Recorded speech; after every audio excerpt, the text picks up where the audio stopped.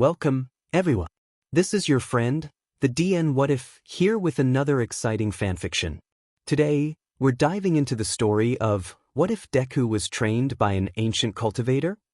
If you enjoy this video, don't forget to hit that like button and subscribe for more fanfiction content just like this. Now, let's get started with the fanfic. People are not born equal. Yet despite knowing this, it did not stop 5-year-old Izuku Midoriya from doing what he thought was right. Sure, his quirk was diagnosed quirkless and made a social outcast with today's society having a hard-on for quirks, but that wouldn't stop him. Enough Kaken, said Izuku bravely despite trembling himself while standing in front of another boy who was crying on the ground. You already made him cry. I won't let you abuse your quirk and harm others. Oi Deku, began the spiky blonde kid with red eyes as he smacked his fist into his palm, activating his quirk to make a small explosion. The quirkless wonder thinks he can play hero? This boy was Katsuki Bakugo, who was Izuku's friend until he got his quirk. Let's get him, shouted another child, his fingers extending until it was twice as tall as he was. Another chubby child with red bat wings that allowed him to hover above the others nodded in agreement as the three boys charged in to attack Izuku. After quickly ganging up on Izuku with the long finger boy holding Izuku hostage while Katsuki and the chubby kid pummeled him. Katsuki was using his quirk, which allowed his sweat to excrete a chemical similar to nitroglycerin from his palms and ignite it to create explosions. Izuku felt his eyes starting to swell from the impacts. You just a useless Deku, sneered Katsuki as he continued to punch Izuku. You want to be a hero? You're worthless. This was not the first time that the three boys were beating up Izuku in public. They didn't even consider what they were doing as bullying, but rather heroes beating up a bad guy, aka an easy target. Nor did they even consider a sense of fair play. Izuku was losing hope in this society. He had seen a hero even pass by, only to do nothing as he ignored them. Another hero even gave Katsuki a thumbs up, shouting something about beating up the null and showing the proper hierarchy before giving an L-shaped salute with his right hand. Not that the boys knew what it meant, but it just reinforced the fact that Katsuki thought he was in the right, that he was a hero. Alright, I'm getting bored, let's finish this with a bang, grinned Katsuki, raising his hand once more. Take this, villain. Before he could finish it, a hand grabbed his arm, stopping Katsuki cold. That's enough. The boy hasn't even done anything to you all, and yet you find it amusing to torture him, and even have the gall to call yourselves heroes. Where's your sense of honor or humanity? The voice that spoke to them had a chilly tone that cut all them to their core before they looked to the source to see man with long black hair with a tint of blue, tied up into a ponytail that went past his shoulder blades. His clothes, however, looked quite weird, wearing a white-collared cloak with a blue tang suit underneath it. What's with the weird but ancient-looking clothes? Blurted out Katsuki before struggling to get out of the man's grip. Let go of me. I wasn't doing anything wrong. Villain. Let go of the child, shouted a hero while sliding into position. There will be no kidnapping under my watch. It was the same man that had given them the L-shaped salute several days ago.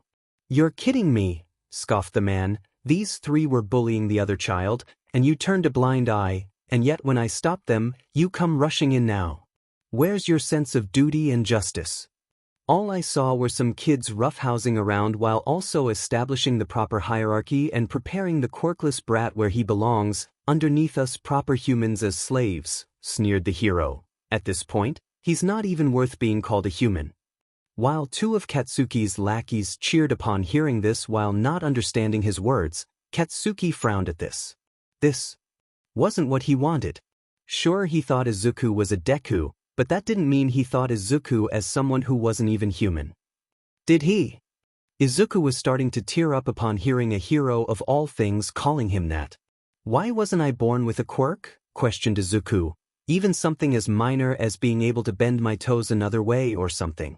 Instead, just having that second joint as made others not even treat me as a person. The man, however, laughed loudly as if he heard a joke. If that's true, then the rest of you are just ants below me, declared the man. The hero's eye twitched before raising his arm. Then show me your quirk, villain. Quirk? Don't got one of those, nor do I need one, shrugged the man. I got the extra pinky joint like the green-haired kid does.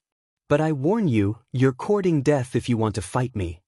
Then you're a stupid fool, grinned the hero maliciously as he began to charge up his quirk. I can kill this man legally, saying that he was a threat to society. Nobody would care because he's quirkless. For liberation, for redestro. For...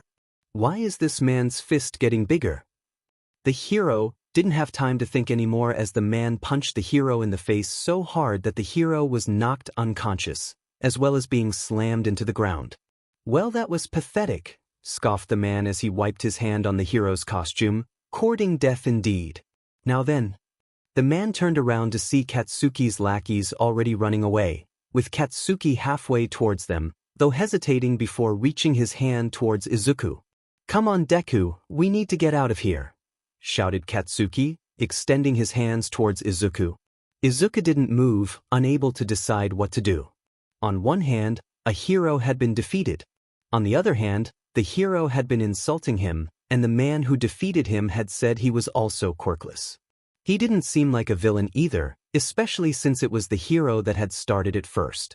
Not only that, he stopped Katsuki and the others from bullying him.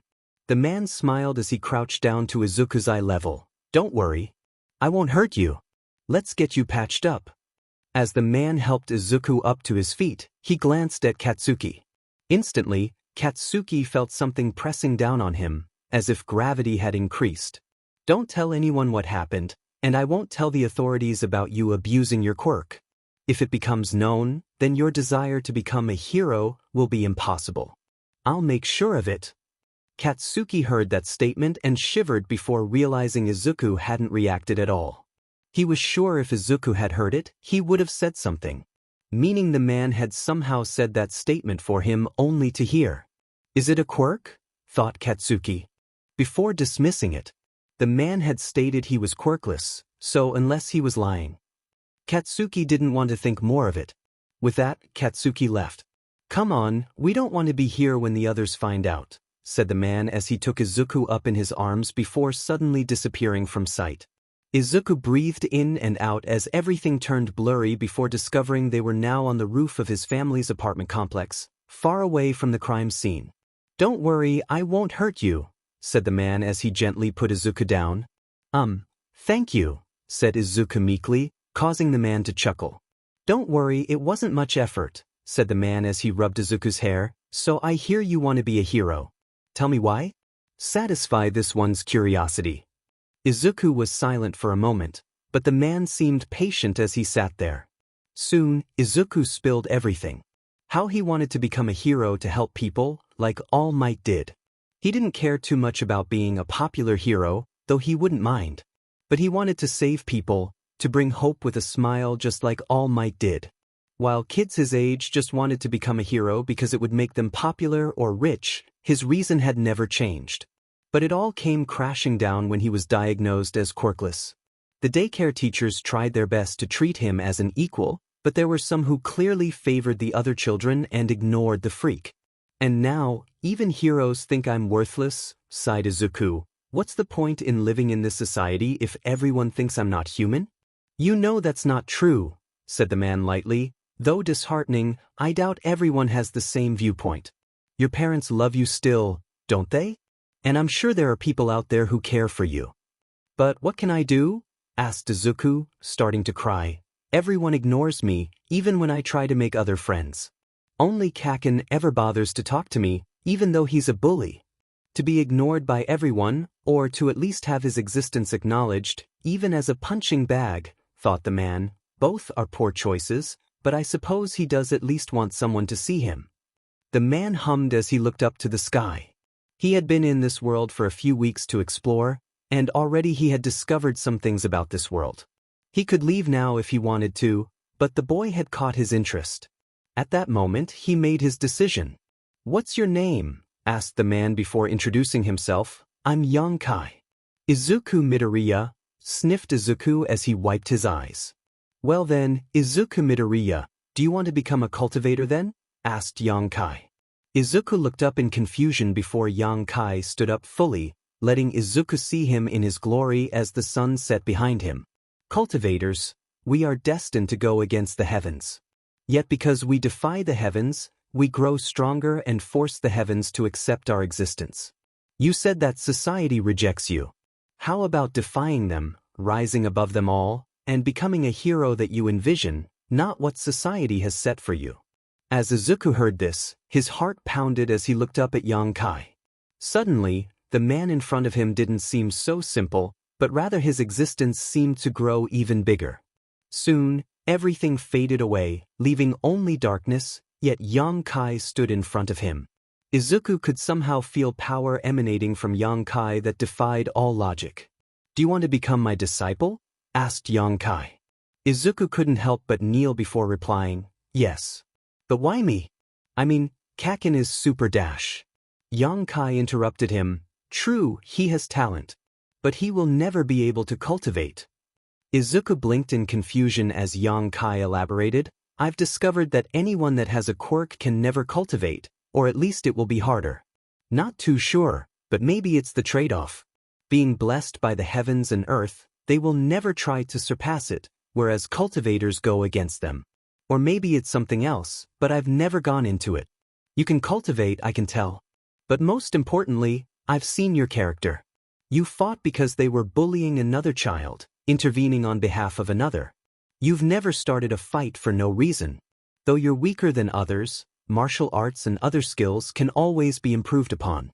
One's character, however, is almost impossible to change. Your moral strength surpasses others, your will exceeds even some that I know. So tell me, will you become a cultivator and defy the heavens themselves?" Izuku couldn't help but shiver before raising his head. "As long as it doesn't go against my moral code and against what it means to be a hero, then yes." Yonkai couldn't help but laugh before nodding, promising that he would never force Izuku to do something so evil. While people were not born equal, there was always a chance to surpass others. Several years pass.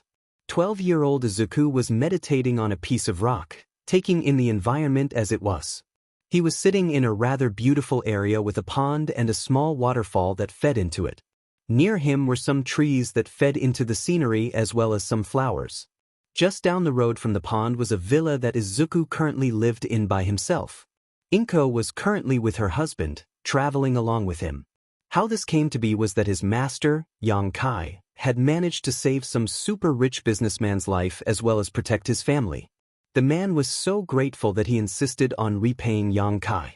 Although even if Yonkai had done nothing, the man would have lived a crippled life as well as losing half of his family's fortune. Though in honesty, even if he had lost half of his fortune, he was still very rich and could make up the deficit in just a few years. "If you hadn't come saved my family, then my enemies would have taken half of the fortune and nobody would have helped us. Even the pro-heroes would have turned their backs against us, stating that it wasn't their problem," explained the man. "The enemy used loopholes and bribery to strike at my family.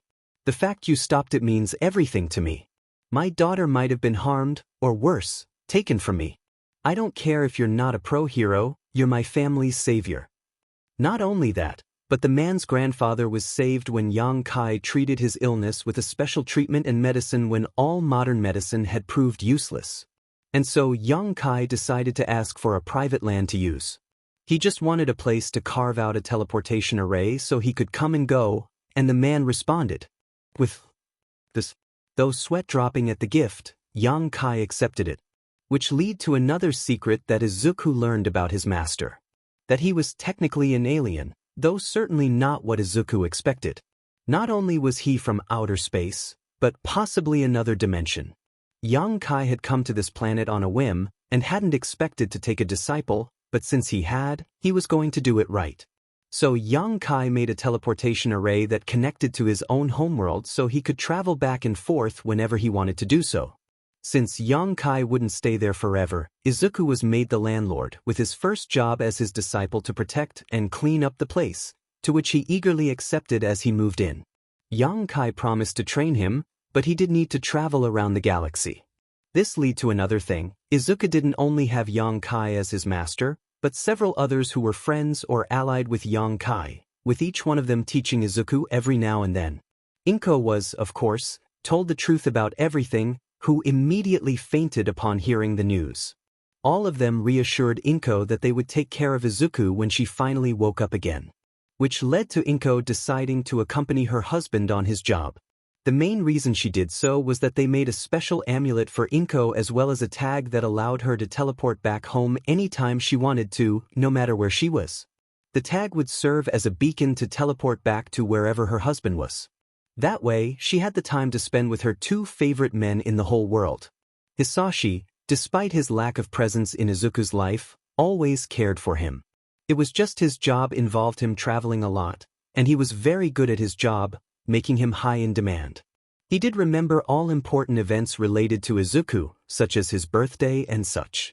Izuku took a deep breath, letting his cultivation run throughout his body.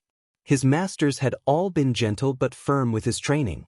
It was from them that he learned more than just cultivating martial arts, but other branches as well. Need to check on the garden, mumbled Izuku before grabbing a marble that had a diameter of about 35 millimeters. 1 second he was there, another second he was gone. The item dropped onto the ground gently. The item that Izuku had been holding was an artifact that had a sealed world inside it. Inside the world was a garden full of mysterious plants that Izuku was in charge of overseeing, with the passage of time accelerated for growing these plants. Of course, it also doubled as a storage artifact for Izuku to put all his supplies inside. Izuku always carried this artifact with him everywhere, hidden in his yellow backpack that he used. It was useful as all he needed to do to retrieve a certain item within the sealed world was thinking about it while his hands were in close proximity of the item. Once he was done checking through, Izuku exited out of the sealed world before hurrying back to his house.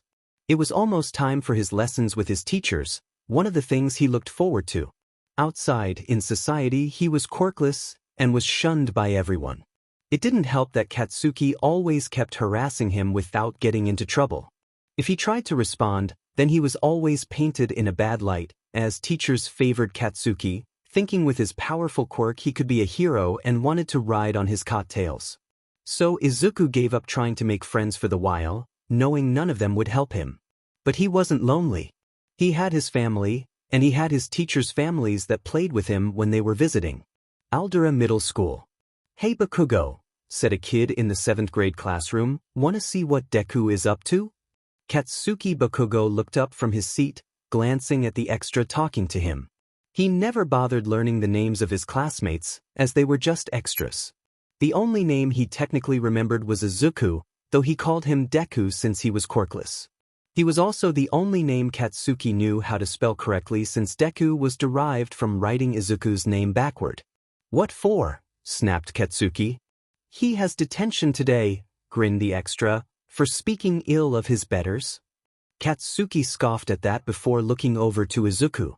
Ever since that day, Izuku had stopped hanging out with him. At first, Katsuki thought that Izuku had been kidnapped, only to see him the next day. Then, his thoughts turned to thinking that Izuku was looking down on him, which caused him to get angry. Before Katsuki could do anything though, Izuku ended up moving, which surprised him. His parents went to visit without him, but when they came back, they told him that he was not allowed to play with Izuku anymore. At first, Katsuki thought that Izuku had tattled on him or complained, but his parents were firm that Izuku had not told them anything. Instead, his new friend showed them the truth of Izuku and Katsuki's playtime, and the parents had not been amused.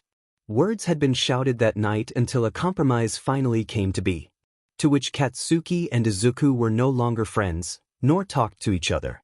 Still, as much Katsuki didn't want to admit it, Izuku was quite different now. He was still a quirkless Deku, but he had a backbone now. Sure, he took his detentions without complaint, but Katsuki could see something in his eyes, as if plotting something or deciding not to care. As for the detention, it was a bullshit reason. Katsuki saw some other extra had it in his head that he could steal Izuku's food and then make him pay for more food.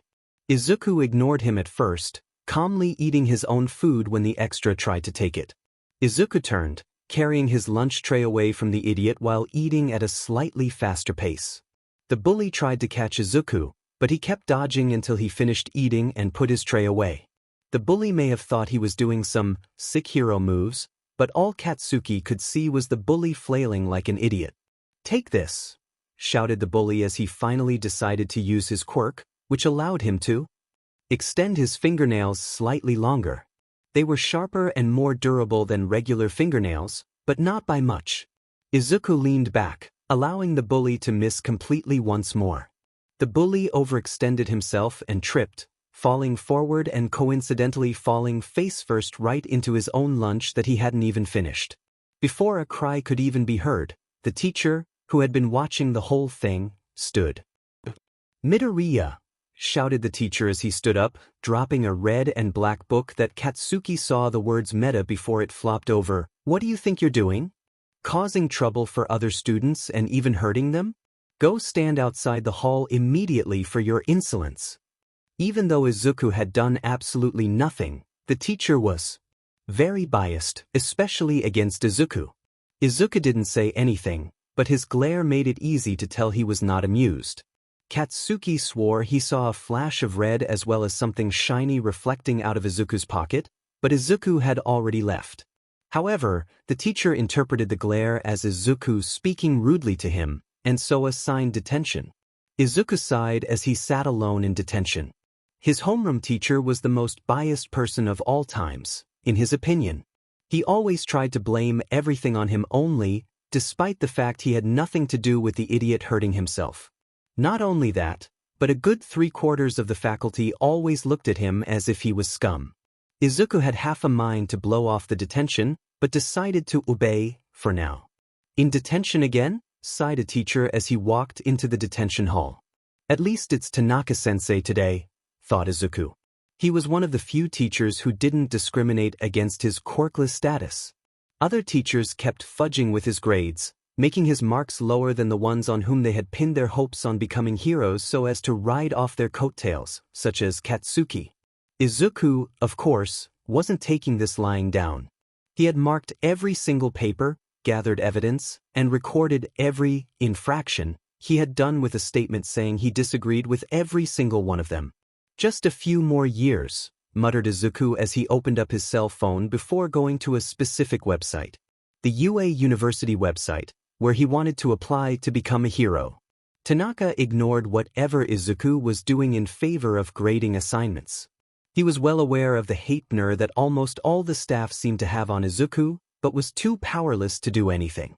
Even the principal sided with the majority, deeming it as a necessary evil. So Tanaka decided to do everything he could to at least give Izuku some sort of comfort, volunteering to be the one to monitor Izuku's detention, which seemed to please the others, as they didn't want to be in the same classroom with a quirkless and hopeless student. Katsuki didn't know why or how, but he somehow caved into peer pressure, and was now standing in front of gated door with all his classmates except Izuku. "Why am I here again?" questioned Katsuki as his classmates all chatted with each other. "Oh right, Deku." Katsuki looked around, seeing the whole place was gated with signs and saying, "Keep out, private property. Intruders will be persecuted." It was written in kanji, katakana, hiragana, and English, with signs all over the place, making it impossible for someone to have missed it. "Over here," grinned a classmate as his pointed mole-like nose twitched to the ground a little away from the gated door. "We can dig through here." For some reason, only the ground under the entrance is protected and has concrete underneath it. The rest is just dirt. "Then let's dig," grinned another student as his hands began to transform into rocky fists before digging. Another student used her quirk that manipulated wind to toss the dirt out while another made soapy water to help soften the dirt. Soon enough, all of them had dug under the gate and past it, clearly trespassing. "Isn't this a bad idea?" asked a chubby male student with antlers like a deer. "It's just Deku's place," scoffed another student whose hair could become spikes. "What can that waste of space do? My mom says that people like him are a bane to society and should just die so proper humans can take their place. We're above the law when it comes to people like him." Katsuki twitched at that, wondering if it was a good idea. Sure, he was interested in what the hell Deku had been doing since that meeting with the weird man who punched a hero into the ground, but was this worth it? And those words? They sounded so villain-like. Yeah, plus it's not like we'll get in trouble. If anything, Deku will be the one taking the heat no matter what we do, giggled a girl with a bitchy voice, according to Katsuki himself. With everyone in agreement that there would be no consequences, but rather a possible chance to be called heroes, they continued forward. Katsuki followed, wondering why the hell he was following them still. Also another thing, he should be the only one that gets to call Izuku Deku. It was his nickname for him, damn it. Soon, they arrived to see the beautiful scenery, the waterfall gently feeding into the pond with flowers placed tastefully around the area. After taking in the scenery, one jealous classmate decided that Izuku didn't deserve to live in such a nice place, and began leading the others in desecrating the place. The waterfall was pushed and smashed, flowers ripped out and smashed, and several items decorating the place shattered into pieces. Then the pond itself was defiled by the teenagers urinating and/or defecating. One of them had explosive diarrhea, not Katsuki. All the while Katsuki stood there watching, not quite believing what was going on. Was this what heroes did? In Katsuki's mind, heroes won, and that was all. All Might was the ultimate example of that, and not that Katsuki would want to admit, he was one of the biggest fanboys when it came to All Might, only comparable to Izuku. It was that simple for him. But right now, his worldview was being shaken. It had first started when he saw a hero lose against the strange man. Did Izuku deserve all this hate, just for existing? Would All Might approve of such actions? Come on Bakugo, join the fun, shouted a student before eyeing the large villa before deciding it needed to be redecorated to be fit for a Deku. Before Katsuki could even respond or say that it wasn't right, or that he wasn't interested, a cold voice rang out. What the hell are you all doing? Few minutes prior. Izuku sighed as he made his way back home. Tanaka-sensei had let him go early, knowing his detention was bullshit. Still, he decided to persevere, if not just for now. All the evidence he had gathered would be enough to get out of that school. Maybe I should have listened to my teachers about homeschooling, mumbled Izuku. One of them offered to march into the school and destroy it himself, but Izuku managed to stop him with one of his more reasonable teachers, the one with deep blue hair. Izuku arrived at the gate, ready to type in the password as well as scan his ID when he noticed something was off. His eyes trailed down the gates before noticing a hole that led underneath the gate and into the private land itself. Crouching down, Izuku noticed a button that was exactly identical to Aldra's school uniform. Izuku's eyes narrowed as he rushed inside through the gate, pondering why the hell the ground wasn't filled with concrete as directed, but more importantly, who had trespassed in. While it took the students about 5 minutes to arrive at the location, Izuku only took 30 seconds. When he arrived, his eyes widened in shock and his heart stopped. The once beautiful scenery had been defiled beyond belief.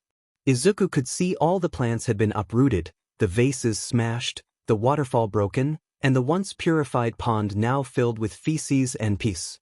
All while the students seemed to enjoy doing such acts. What the hell are you all doing? Roared Izuku, grabbing everyone's attention. At first, the students were all shy and embarrassed, refusing to look at Izuku.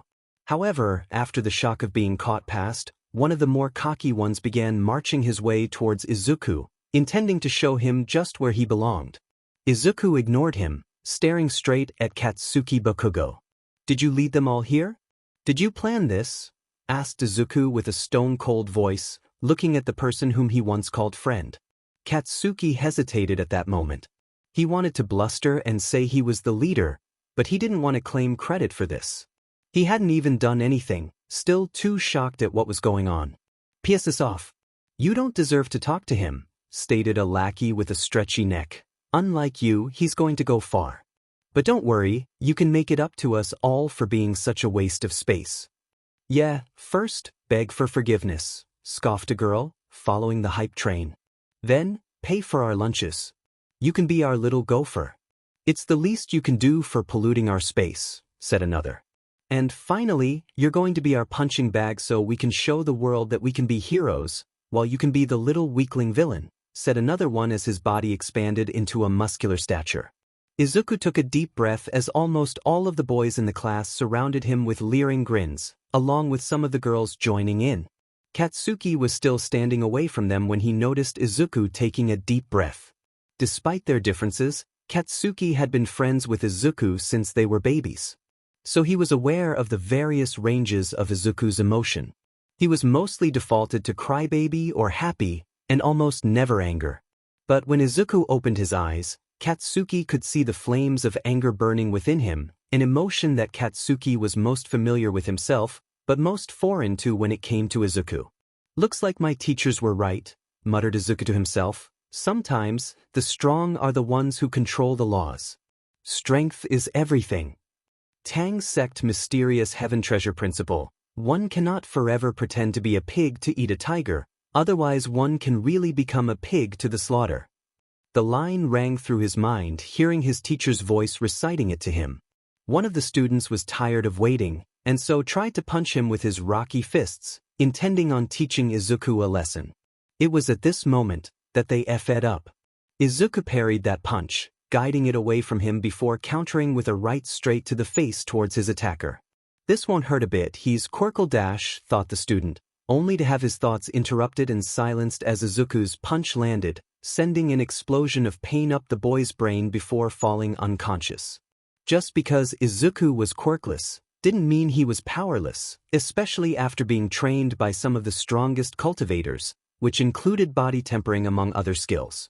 He was considered at Chi Transformation, or Gushing Spring, or Profound Realm, but for the sake of simplifying everything as each of his cultivator teachers had different names for a certain stage, he adopted one of the simpler ones.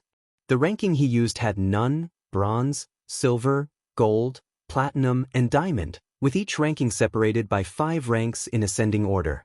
There was more after, but his teachers had him focus on those.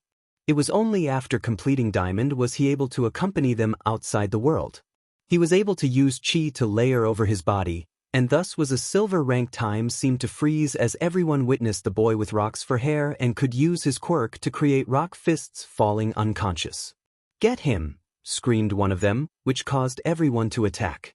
Despite Izuku's best effort to not emulate his master's words that was rather cringy and corny in this era, some of them couldn't help but slip into his own vocabulary. "Courting death," sneered Izuku as he quickly weaved his way through, using complicated footwork to get out of the encirclement. "I got him," shouted the student with a stretchy neck, only for Izuku to grab his vulnerable neck and squeeze. "Can't breathe." Izuku tossed him into the defiled pond without much thought, ducking under another student's amateur punch. The student had used his quirk to bulk himself up to give him extra strength, but at the cost of speed and accuracy as well as a proper punching form. Izuku kicked him hard at where the kidney and lumbar spine were located. The student went down wheezing as he let go of his quirk due to pain. "Die!" screamed a student, his quirk allowing him to turn his hair into sharp spikes on the top of his head. At this point, he didn't care if he killed Izuku, so he lowered his head and charged forward like a bull, unable to really see his target other than remember where he was. Izuku flexed his wrist before pointing his left arm towards the charging student, all while using his right hand to grab the skull of another student trying to bite him with his sharp teeth. With just a clench of his fist, 2 shiny objects flashed through the air that originated from Izuku's sleeves. The 2 objects slammed into the charging student's skull, who hadn't seen the attack due to his lack of vision from his charge. "Arg!" cried the student as he crouched down in pain, rubbing the top of his head. He didn't see Izuku hurling the biting student towards him, sending them both flying towards the pond, right into the other student trying to get up. Katsuki stood at the side, watching everything that was happening. While concerned about the fact that some of the extras were actually trying to go for the kill, he was more shocked at the fact Izuku was kicking butt. Sure, the extra was able to get a hit now and then, but nothing that couldn't be shrugged off. Izuku, however, wasn't holding back, even against girls. One of the girls tried to choke Izuku with her long blue hair, but Izuku yanked her hair towards him before knocking her out with a brutal lariat. As if it wasn't enough, he started swinging her like a flail, knocking out several other students, including one whose quirk allowed him to glow in the dark. And nothing else. Also last place in their fitness test and academics, too. How he was supposed to be a better hero potential than Izuku was a wonder in itself. The student never applied himself, believing his quirk would allow him to coast through life. Katsuki watched Izuku finish up the last one with a sickening crack as he dislocated a leg. All the male students were down, and the female students who had fought were crying in pain. Only he and 3 other female students, who had been too frightened to even join, were unhurt. Katsuki's mind was arguing with one another. On one hand, he was thinking that Izuku was looking down on him all this time. But his more rational mind finally kicked in. Ever since that incident, the two had never met up anymore, so there was no reason for Izuku to tell him. But the quirkless kid that Katsuki had never deemed to be anything but a pebble was now a huge mountain. Dash, began Katsuki, only for a gasp to suddenly ring out. What happened here? Shrieked out Inko, having gotten out of the basement after teleporting back to spend time with Izuku. Her eyes bulged when she took in the view. The beautiful scenery was desecrated, her plants destroyed, and the once clear tranquil pond full of sheet. Inko's eyes locked onto Katsuki. Did you do this? Hissed Inko in a cold tone that caused Katsuki to shiver. Did you lead them here? No, Auntie, responded Katsuki immediately. As much as he kept calling Izuku a Deku, he had nothing but respect for Inko, the kind woman who didn't have a bone of malice in her. Or so he thought. It wasn't Inko's fault for making the assumption. Out of everyone in the area, only Katsuki would technically know where they lived now, as Izuku never brought friends home. I think one of the other students followed me home, said Izuku, defending Katsuki from suspicion. Even if it wasn't his intention, they dug a hole underneath the fence to slip in. That shouldn't have been possible, frowned Inko. The whole area should have been lined with concrete underneath the gates unless they dug really deep past it. Still, there were injured students who had trespassed on private lands and destruction of property, so Inko called in the police and the hospital. It didn't take long for the students to be escorted out of the premises while a damage assessment was made. However, the fact a quirkless student had annihilated 25 other students with quirks was an insult to them, especially ones with families that religiously followed a certain policy or had ties to the hidden army of MLA. And so it wasn't long for 28 families to gather together to sue the Midoriya family for excess violence and whatever they could tack on. Meanwhile, back at the Bakugo household, Katsuki could only be stunned, unable to even move his neck back to normal as he had received a slap from his father, Masaru. Katsuki was used to his mother, Mitsuki, punching him on the head, punting him across the room, or hurling him to the floor. It was their way of showing affection. Somehow. However, Masaru had never done such a thing, always leaving it to Mitsuki for that punishment. Yet somehow, it hurt him a lot more than he thought.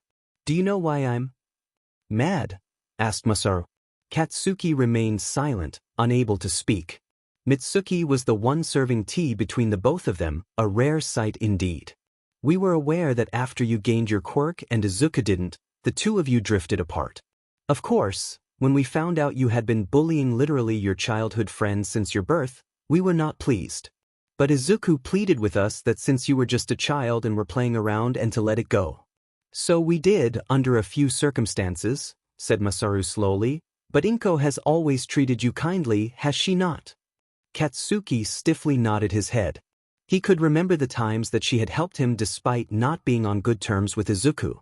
Sometimes giving him gifts from other countries, even if by proxy from his mom. So why would you stand aside and do nothing when all those students decided it was all right to violate private property like that? Asked Masaru. Why didn't you tell them not to, or call the police, or even us? When did the headstrong boy who always wanted to be the leader suddenly become a follower? Katsuki bristled at that comment before pondering that himself. Why did he go along with everyone? Before Masaru could continue, Mitsuki interrupted the lecture. Masaru, something's happening. I got a call from the Yubi family. They're all gathering up to sue Izuku for slander and whatever they can tack on, and from the sounds of it, they're confident they can win, said Mitsuki.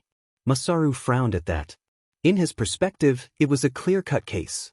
The students had trespassed on private property, and not only that, vandalized the place with clear intent. Even if Izuku could be hit with excessive violence, it was all in the name of self-defense, as it was clear who had thrown the first punch. There were recordings of the whole fight. Not to mention the students broke the quirk restriction law while Izuku, who was quirkless, did not. The fact that they were confident in winning meant they had plans in place that would make it go their way. Get the court date, ordered Mizu. We're going to show up, but not in support of them, but the Midoriya family. Katsuki, can you testify what happened? Yeah, nodded Katsuki, shaking his head to clear it up. I can do that. It was the stupid extra's fault for breaking into Auntie Inko's place. 2 weeks later, suspiciously for a case that was filed so recently, it was slammed through the system with a court date set. Not only that, but the lawyer the Midoriya family had called and was unable to come due to an accident, and so they had been given a court lawyer by the judge who looked uninterested in the whole proceedings. Only that it was a criminal court. Still, the Midoriya family had all their evidence ready. Even Hisashi had come back for this, pushing all his work aside for this. Though his boss was unhappy and threatened Hisashi, he pushed back. Hisashi was too valuable to lose, so the boss could only reluctantly back off. All rise for the judge, stated the bailiff, clearly giving Izuku a sneer. Soon, what was obviously a rigged trial began. The 28 families all gave tearful testimonies of their innocent child being lured by Izuku to a trap and other bullshit stories. As they finally finished their story, Inko and Hisashi tried to bring up their side, only to be sabotaged by their own lawyer, saying they had no defense and to proceed with the ruling. Ignoring their obviously sabotaged lawyer, Inko and Hisashi tried to bring up the facts that the children had trespassed on private property, damaged said property, and tried to hurt Izuku and attacked first, allowing Izuku to react in self-defense, not to mention breaking the quirk restriction laws and the fact the children actually tried to kill Izuku. Objection, stated the opposing lawyer representing the 28 families without even stating the reason for the objection. Sustained, said the judge, this evidence cannot be used in this trial. What? Shouted Mitsuki from behind, that's bullshit. You can't just do that. Silence, or you will be held in contempt, said the judge harshly. Now I've seen all I needed to see. It's clear that these 28 children were innocent while this devil-incarnate villain clearly attacked them, perhaps due to jealousy over his current state. The Midoriya family will have to pay compensation to all 28 families, and Izuku Midoriya will be sentenced to juvenile hall until he is 18, where he will be transferred to a prison for scum like him for 10 more years. The plan was to send Izuku into a juvenile hall near Daika City, where a certain army had complete autonomous control over the center, where they could rectify a mistake that should have been made a long time ago. Show him where he truly belonged, either under the new generation, the true humans, or in a volcano where all traces of his existence would disappear. Izuku felt his fists clench in anger at this injustice being carried out, all because he was quirkless. He saw the students laughing, sneering, taunting, and making rude gestures at him, with the parents having no concern for such behavior, or even joining them. It was their right to lord over a past relic that should have died long ago, according to their own thoughts. If I'm going to be a villain, then I'll make sure I dash. Before the judge finished carrying out the sentence, before Izuku could finish his thoughts, the locked doors leading into the courtroom suddenly burst open. Everyone turned towards the door, some about to raise their voice at the rudeness before stopping in silence. How could they not, when one of the most elegant male species they had ever witnessed stepped into the room? Everything about him spoke of elegance, his aura spoke of confidence.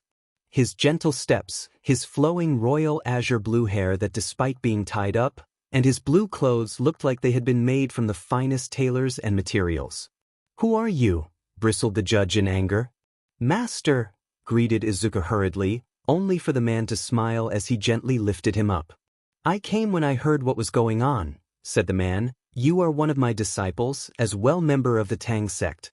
If I didn't come to deal with this injustice, what sort of sect master would I be? The man turned around to the judge. My name is Tang-san. I'm one of Izuku's masters, and here to implore you to see the truth of your actions, and to clear your eyes. Seeing how softly Tang-san seemed to speak, the judge regained his bluster before sneering, What is there to see? My eyes are clear. The brat clearly manipulated and hurt those other children with trickery and underhanded methods with a clear villainous motive. If anything, my sentencing was too light. Instead, I sentence Izuku Midoriya to life in a maximum prison without parole, and will push for the death sentence. This case is over. The judge went to slam his gavel onto the sound block, only to find his gavel's momentum halted by Tang San's hand. When did he dash? Thought the judge before freezing up.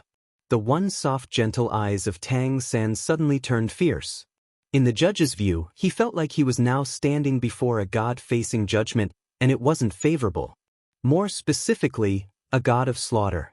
The door from the side of the court suddenly opened up, with a rather strict-looking judge walking in with a third eye on his forehead. "Who dares interrupt my G-dash?" began the judge, only to freeze when he saw who entered. In terms of ranking, he was just a mere junior magistrate, while the one who walked in was chief magistrate, someone who far outranked him. "I heard everything that was going on. You're a disgrace to the justice system. Bailiff, get him out of that chair. I'll be taking over this case, and send him to detention hall. We'll decide how to deal with him later," said the older judge. The other judge was quickly kicked out, along with the previous bailiff, before a retrial was quickly taken. "I'm not sure why or how this case was rushed through with such pathetic attempts. I will overhear and judge fairly," said the judge sternly. "I am Chief Magistrate Tadasuk." Just as he said that, a team of lawyers suddenly walked in from the entrance of the court, each one wearing expensive suits and Rolex watches. "We will be representing the Midoriya family in this case," stated the lead lawyer.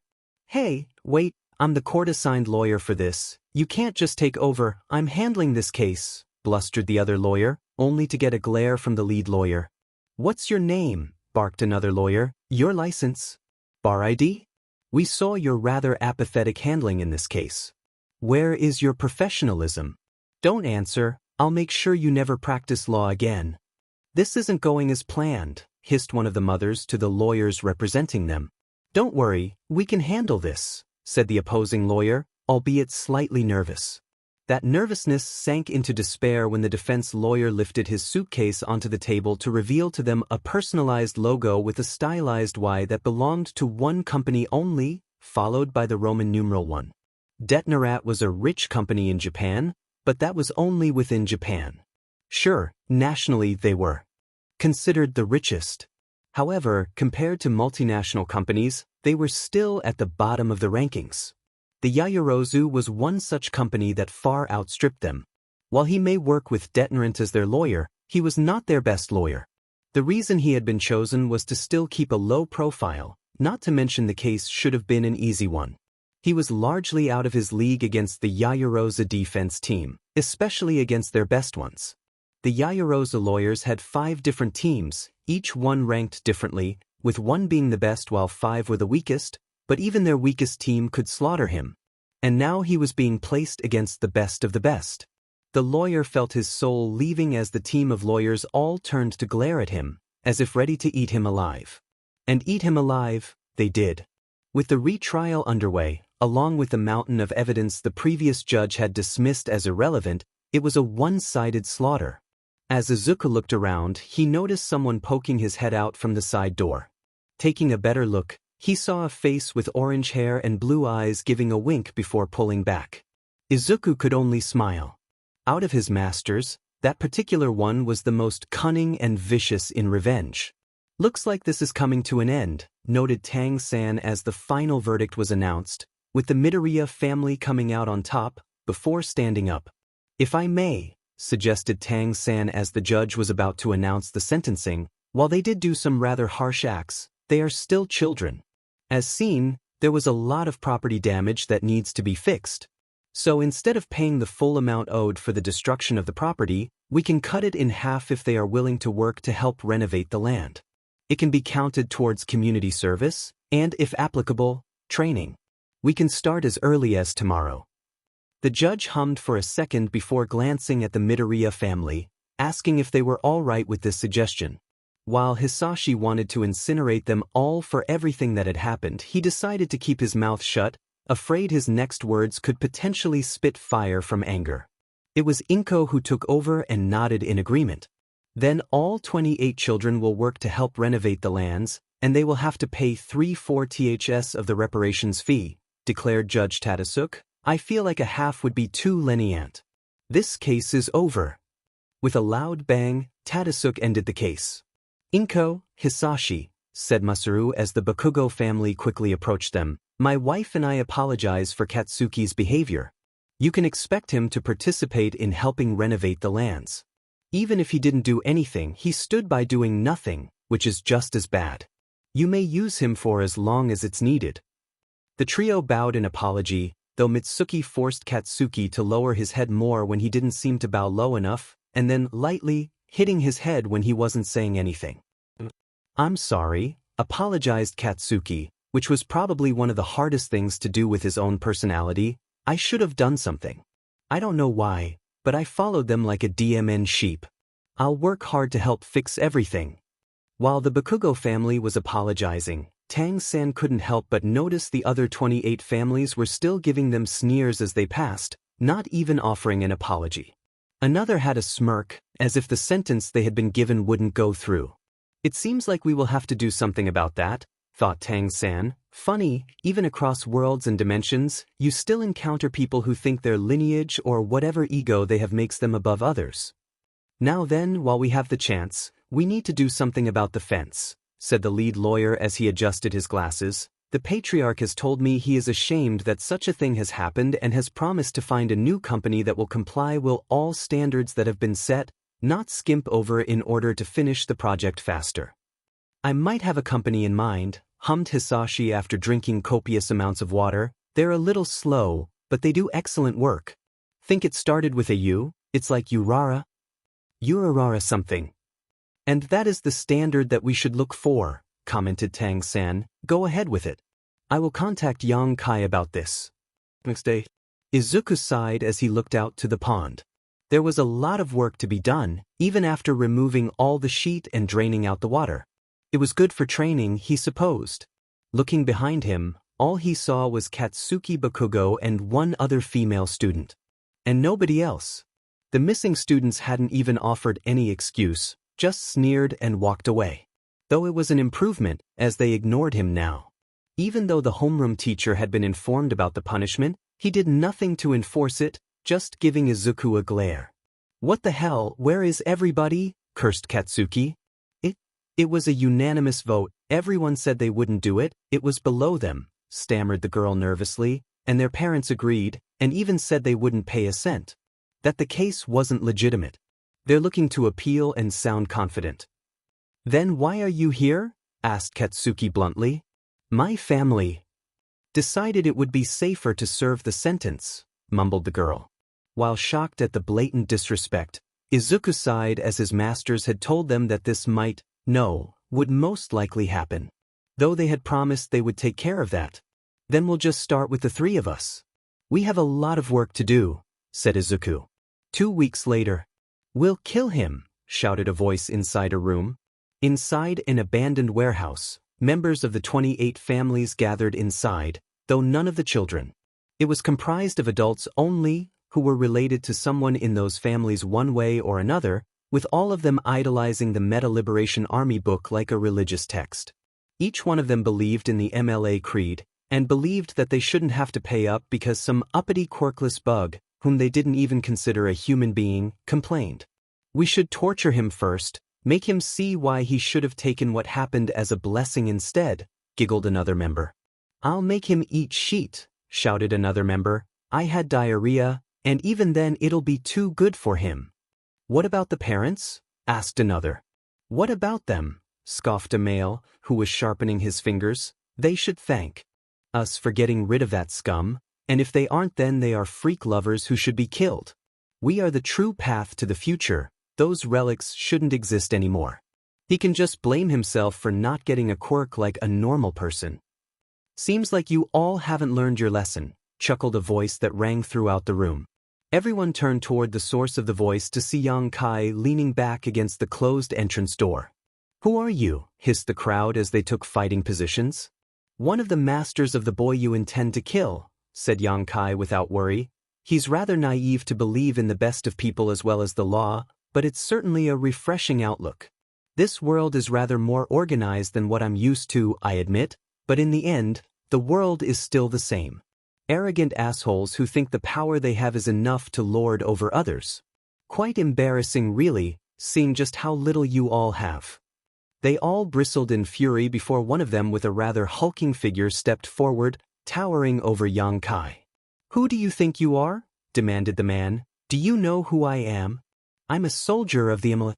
I've killed dozens of people like you who think the law will protect them. Newsflash, the strong devour the weak. And since I'm strong, I can kill whomever I want with my quirk, including you." The boasting of an ant, yawned Yang Kai. "While it's certainly a dog-eat-dog universe out there, one needs to know whom one is barking against, otherwise they court death." "He death? I'll show you what it means right now," shouted the man as his hand began to emit radiation. The others began to cheer him on. "Looks like someone is indeed courting death, along with the rest of you," sighed Yang Kai as he raised his hand. "Allow this king to teach you all a lesson, since you all clearly don't know how to write the word death." Before the man could react, Yang Kai slapped him in the face. The man couldn't really react, as he died instantly from the slap. His neck spun around, snapping his spine, but his body twisted and contorted far past his limits until he finally flew up into the middle of the opposing wall. Before gravity could take hold of the dead man, Yang Kai snapped his finger, which caused the man's body to suddenly inflate before he burst open like a balloon. The blood splattered purely against the wall, where the people could see not a splotch of blood, but rather a word traced out with the man's blood and guts. Everyone stared at that blood-stained wall for a second before freaking out, trying to escape. The man had casually slapped their strongest fighter and killed him without a thought. Not only that, but his blood had been used to write that word. They began rushing towards the exit on the opposite side of Yang Kai, only to see Tang San already standing there. "It's a moonless, windy night, isn't it?"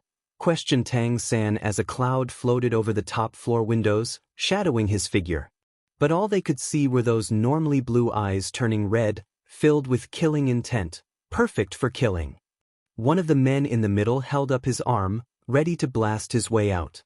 It didn't matter that there were his own allies blocking his way, he just wanted to kill and escape.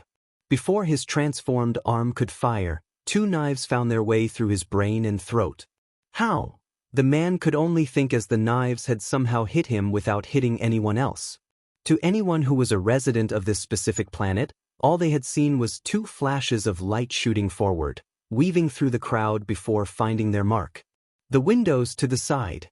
We can escape there," shouted another as she rushed to the nearest window, only to see another man waiting there, this one with orange hair. "Get out of the way," shouted the woman hysterically as her hair turned to spikes to impale him. The man merely raised an eyebrow before lifting his hand up towards the charging woman. The woman instantly felt something change, as if gravity had increased in her area. She ended up collapsing onto the ground. Unfortunately for her, her hardened hair spikes broke against the floor, rebounding and piercing her heart. At this point, many of them were starting to freak out, especially when the orange-haired man began to float into the air. Then, with a humph, wings sprouted out from behind the man. The people could only gaze in fear and awe at the man, with his right wing black and his left wing white. It was like seeing a heavenly being descending upon them to inflict judgment. They began to beg for their life, wishing to escape this nightmare. "You all brought this on yourselves," said the winged man. "You targeted our disciple, and even when you were given a second chance, you chose death. So it's only fair we educate you all what it means." "Always one for the dramatics, aren't you, Nyeli?" chuckled Yang Kai. "Who's the one who used a person's body to write that word?" riposted Nyeli with a chuckle. "That's enough. We should end this now," said Tang San, though a show of theatrics would be welcome, if not to show these people their mistakes.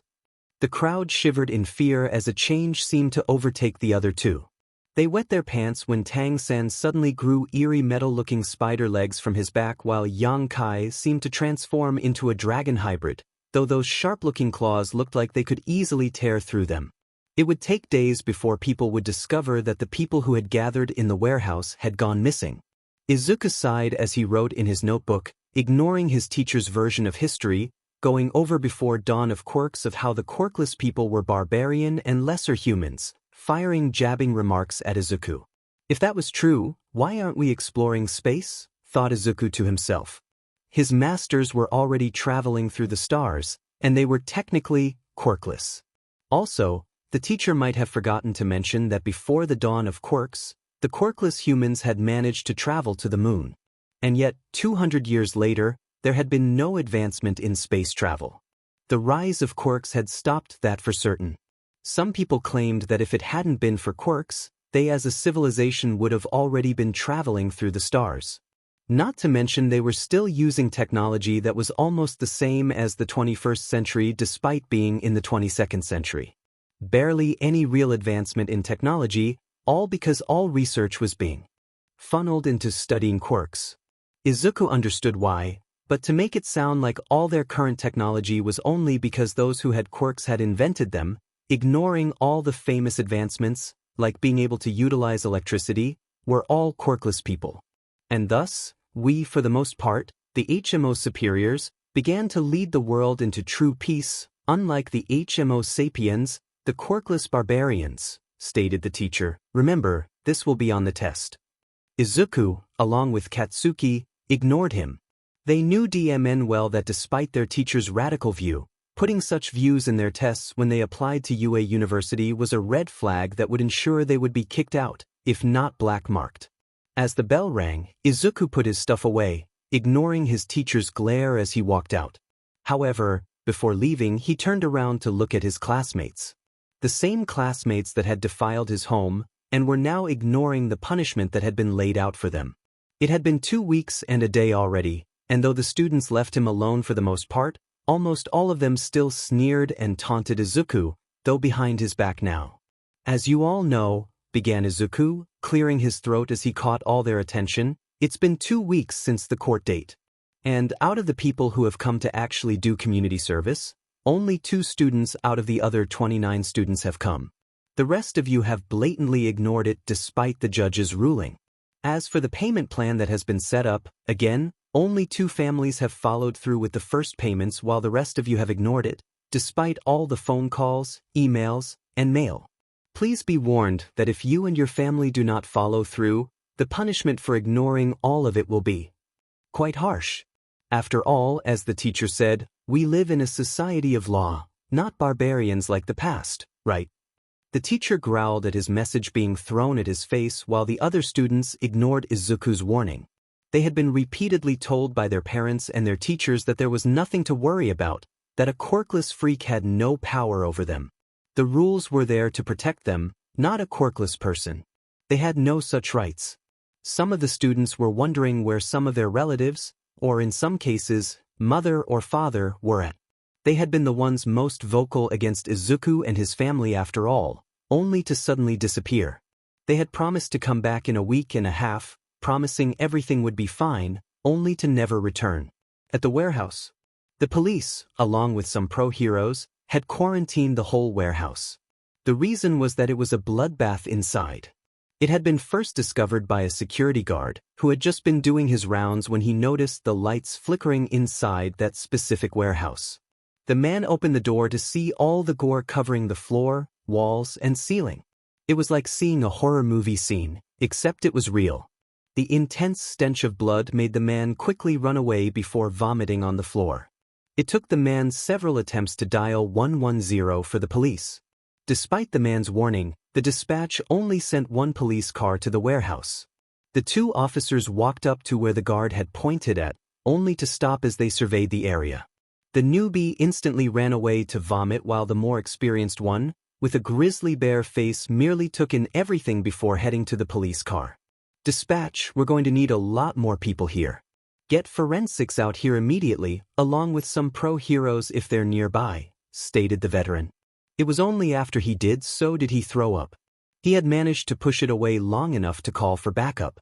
Geez, what the hell happened here? Muttered a forensic scientist as she and the others were trying to find some sort of evidence or blood sample to identify the victims. It was rather difficult, considering the blood was cross-contaminated with other blood and whatever else that was on the ground. Meanwhile, detectives were trying to figure out why such a thing happened. However, it was hard to paint a picture without knowing what the hell happened before. The only obvious thing was that a fight had happened, but the fact all the victims were torn to shreds without leaving an intact body was troubling. Some of the pro-heroes who arrived made a point to make a loud announcement that they were here, posturing while doing so, before stating they would solve the case. Those specific heroes took one look inside the room before running away to barf up their food. Endeavor was one of the heroes who arrived at the scene later, his eyebrows raising at some pro-heroes vomiting their stomachs out. Weak stomachs, commented one of Endeavor's sidekicks. Stay outside, ordered Endeavor, surprising his sidekicks, but they did as ordered. Endeavor walked in before blinking, taking in everything in sight. After seeing everything, he didn't blame the ones with weak stomachs for barfing at the scene. It certainly took some iron will to be able to stomach what was seen. How long ago was this? Asked Endeavor. We're not sure, but we think around midnight, replied an office. It's hard to identify the victims with everything being so contaminated with each other.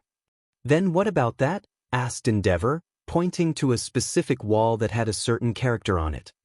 Oh, that, said the officer, we're not too sure, but we think it might have been a cult insignia that they painted on to represent death or something.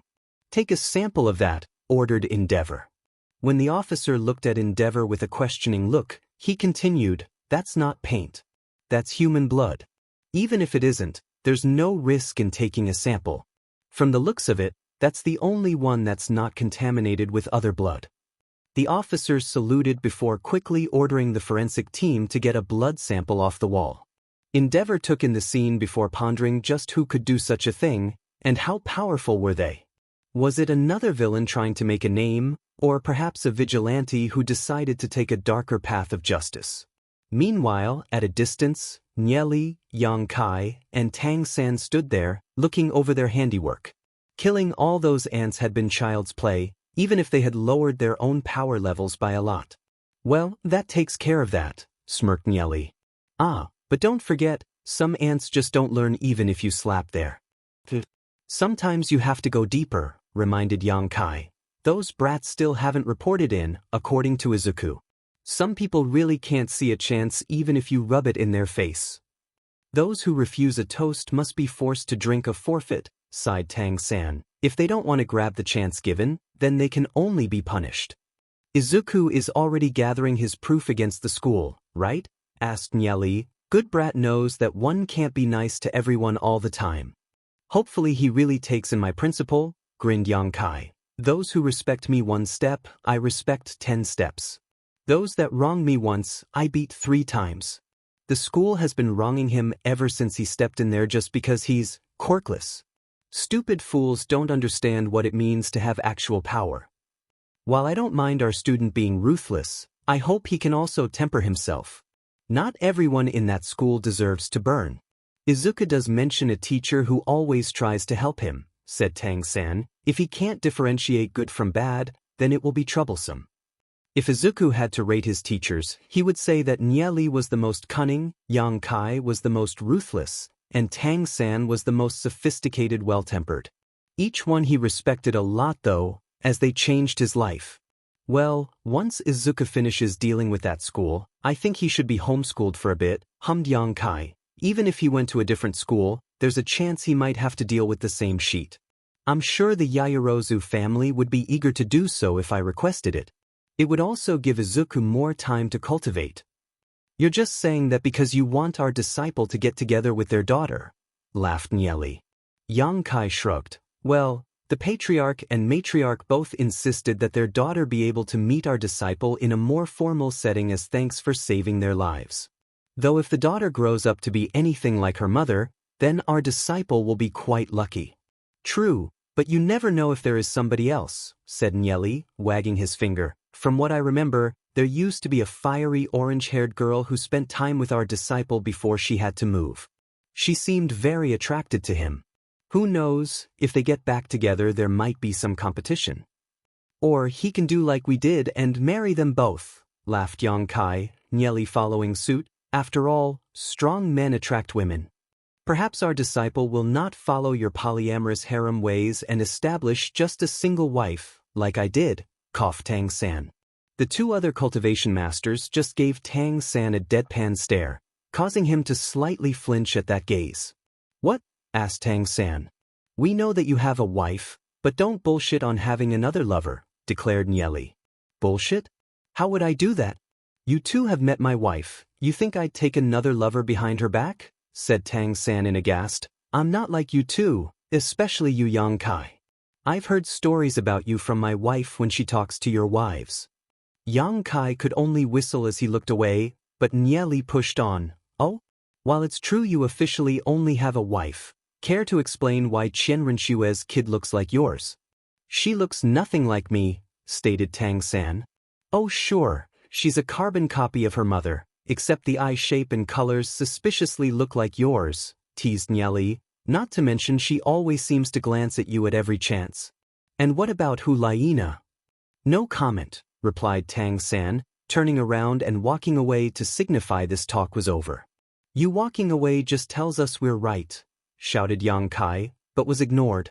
He really should let up, shrugged Nieli, though I admit I was hesitant about taking another wife after Yi Ziyun, but it kind of rolled off there, especially with Xiao Ning. I was lucky Yi Ziyun was understanding.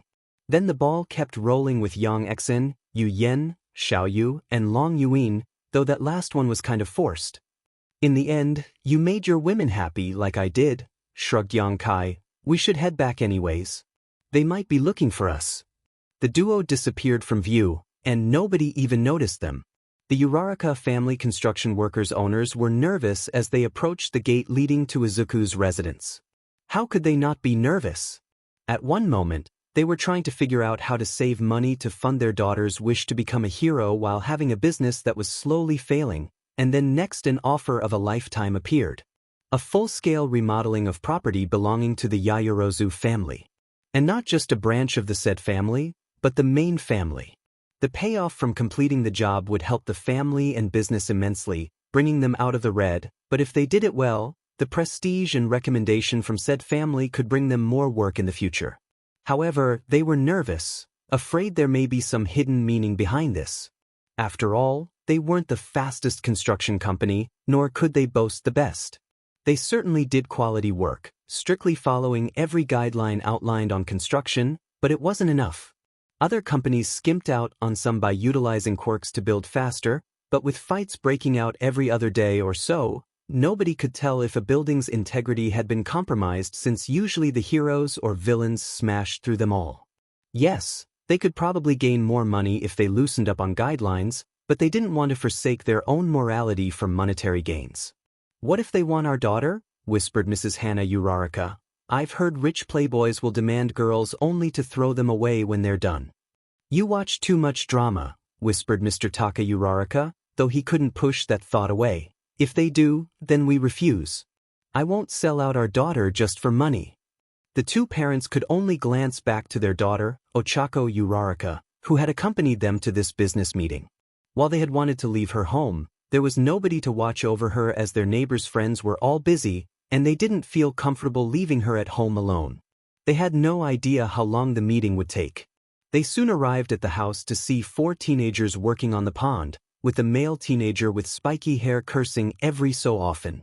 The family observed them digging the dirt out, tossing them into a trash bag that was promptly tossed into an area to remove later. While curious about why, their question was derailed when the patriarch of the Yaoyorozu family greeted them personally. Hello, greeted Hotaru Yaoyorozu. I'm pleased to see you could make it. We're honored to be here, stammered Taka slightly. You said you were interested in remodeling this land and the security around it. Could you clarify about that a little more? Of course, nodded Hotaru, before gesturing to the land before them, but a little introduction may be in order. As you can see, the land is a mess, but that fault lies within those families who think they can do whatever they want without punishment. Here is a photo of what the land was like before, and the aftermath after those students decided it was okay to desecrate this land.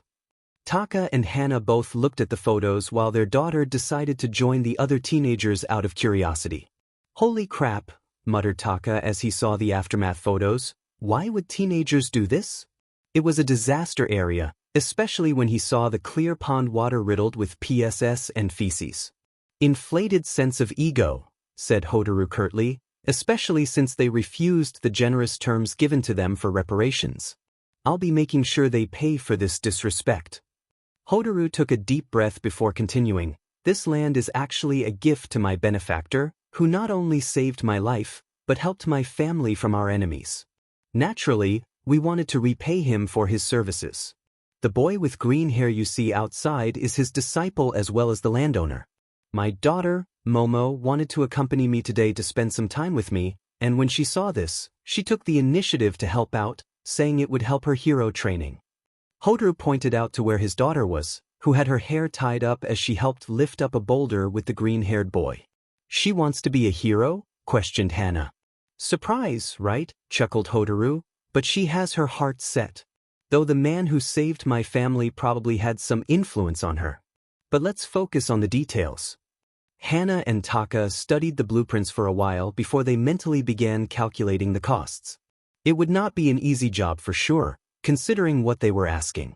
Not only were they helping restructure the land, but they were also going to inspect the gate around the area as well as to ensure that cement blocks had been placed under the fence. Apparently, they had found a hole and were worried there were more leaks. Being honest, this is going to be quite expensive, started Taka with a warning tone before giving an estimate. Price is no objection, said Hotaru swiftly.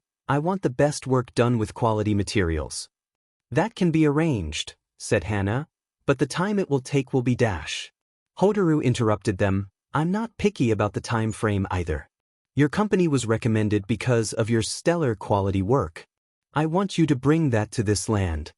The wife and husband glanced at each other, sending secret messages via facial expressions before turning back to Hotaru. We can do that. Is there anything else? Asked Taka. When Hotaru said no, the couple was relieved that their little fear of their only daughter being bought was only just a nightmare. Then we'll get to inspecting now, said Taka. Which one do you want us to do first? The gate areas, replied Hotaru. The land development can wait until later. I want to make sure this place is safe and secure. I'm thinking of installing security cameras as well. Knowing it would take some time, the couple went to find Ochako to tell her the news, only to see her joining the others in cleaning the pond. They could see she was talking to the boy with green hair and laughing about something. Ochako, shouted Taka, we're going to check the surrounding area for inspection, all right? Okay, Daddy, shouted Ochako back before turning back to talk to the boy. Chuckling, the couple began their inspection.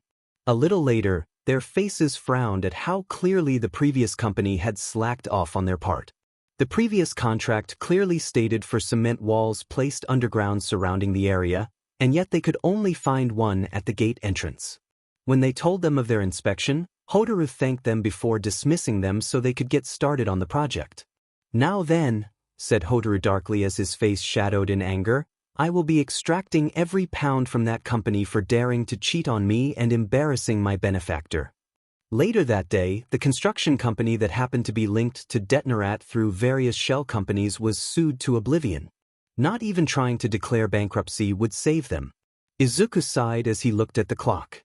It had been a complete month since the incident, and the rest of the families who were responsible for the incident never showed up, nor paid the first installment of the plan that had been established and signed. If they can't see what is given to them, then they deserve what's coming to them, thought Izuku. His masters had already told him about what had happened 2 weeks ago, and while Izuku was uncomfortable with his masters killing so easily, he accepted the fact that they all had lived in worlds where not killing an enemy could cause trouble for themselves in the future. Being kind to an enemy just meant being cruel to yourself. However, it wouldn't mean that Izuku would follow their path so easily. Something they all approved, as they had no desire to have Izuku being too merciless and cruel. They had all witnessed those who had done so. Izuku glanced to see 2 of the students glaring at him. He noted it was the ones who had finally reported one of their parents missing, and he suspected that they had been a part of the group who had been planning to kill him until his masters put down that plan hard. The lunch bell finally rang, allowing Izuku to stretch his limbs before deciding to head to the roof to eat alone. It allowed him to check in the gardens to make sure all the plants were growing nicely. Yang Kai had promised to start him on alchemy, being experienced in such a field.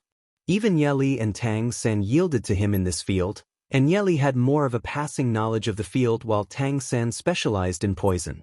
Though Tang San was going to teach him more about crafting Tang sect weapons and techniques, while Yeli was going to go over some tactics and formations. Attention students, blared the speakerphone over the school campus, catching everyone's attention. Please report. The auditorium immediately. All students and staff report to the auditorium. Attendance is mandatory. Everyone blinked before they started marching over to the auditorium, wondering what it would be about. Izuku sighed before he felt something was going to happen in his gut. Maybe I should consider my family and my master's advice to be homeschooled instead, thought Izuku, then I wouldn't have to deal with this much bullshit. Soon, everyone made it to the auditorium, where they were quickly seated. The school generously provided everyone a lunch, only for Izuku to somehow be missed. When asked, the staff said they had run out, even though they blatantly had more behind them. Izuku merely shrugged before pulling out his own lunch he had stored inside the storage bead. Izuku had about 2 bites before it was slapped out of his hands onto the floor by a staff member, the food scattering onto the floor. Don't eat during an announcement by the principal. It's impolite and against the rules, sneered the teacher. Izuku just dully gazed at him before looking around to see all the other students clearly eating their lunches without disruption. The teacher could feel the questioning glance before responding. They are normal and the future, not like you talentless brat who's nothing but a wa-dash. That's enough, the principal is about to make an announcement. There's no need to make such a scene, interrupted Tonka, cutting in front of the teacher. Let it go. The teacher scoffed before leaving, deciding it wasn't worth his time. Tanaka watched him go before slyly pulling out a slightly squished egg sandwich that he had been hiding, and tossing it to Izuku. I'm sorry about that, but this was all I could sneak out, whispered Tanaka. Izuku nodded as he ate the sandwich in gratitude in quick bites before anyone could rat him out. Then the principal of the school came up before making an announcement. Izuku instantly tuned him out as he was spouting something about humility, forgiveness, and something about being human. It wasn't until the principal specifically called for his class to come up stage did Izuku realize that something was up once more, again targeted at him. At this point, he was wondering if the whole school religiously followed the Meta Liberation War book, or if it was common for every middle school to be like this. Midoriya, please stand over there, said the principal, pointing to an area in the middle of the stage, away from his classmates, with no change in his tone. Izuku did as he told, wondering just what was going on. As I said, forgiveness and humility is a big step in becoming a human being in this society, said the principal, which is why we will be taking this first step in a public setting. Izuku turned to look at the principal and the other 29 students there. While Katsuki and the one other student who had actually worked and paid their share, the other 27 hadn't done anything. Was this an attempt for the principal to help Izuku convince the 27 students to actually serve their punishment?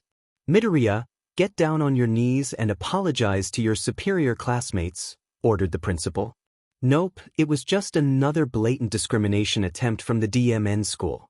Midoriya, jealousy is such an ugly sin, continued the principal with a mocking tone, to think you would lead our brightest students to your home under false pretenses and then scam them out of their time and money. But justice will prevail, and humility and forgiveness is a big step into becoming a better person. Izuku had no doubt that the principal probably thought that he wasn't even a human being just because of a toe joint and a lack of a quirk.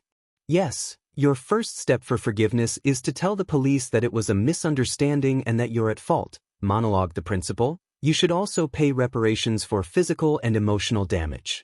About 10 million yen to each student should do, as well as 100 million to the school for causing the staff such distress. And then sign this contract stating that you will serve them all as a servant. It's only fair, right? To become a proper person, one must know their proper place. 27 of the students jeered and hooted in response while Katsuki and one other student stayed silent. In the audience, Izuku noted half of the students were cheering and agreeing with the principal while another half stayed silent, looking away in discomfort. He noted that the latter half were the ones who had weak or villainous quirks and were the unpopular students. Most of the staff seemed to agree with the principal, too. So then Midoriya, if you would just sign here, you can begin your path to where you truly belong, stated the principal as he pulled out a contract from somewhere. Otherwise, things will be difficult for you here. You might not even graduate. Greed can be such an ugly sin as well. With all that, Izuku made the only real choice he had. No, replied Izuku, ripping the contract in half. They willingly trespassed into my family property despite all the warning signs posted. going through the gate without permission before willfully destroying property before trying to blackmail me and bully me. All the actions of a typical villain, and yet instead of educating them, you want to enable them to continue such deeds, telling them it's fine to do so to anyone they want without repercussions. I am not a scapegoat that you can just walk over. The principal merely huffed before his eyes gleamed as he snapped his fingers. Izuku suddenly felt wires wrapping around his limbs before they pulled, suspending him in midair. Well, I didn't want to do this, but you left me no choice, sighed the principal in a fake tone. We'll get that signature one way or the other, but I prefer this method.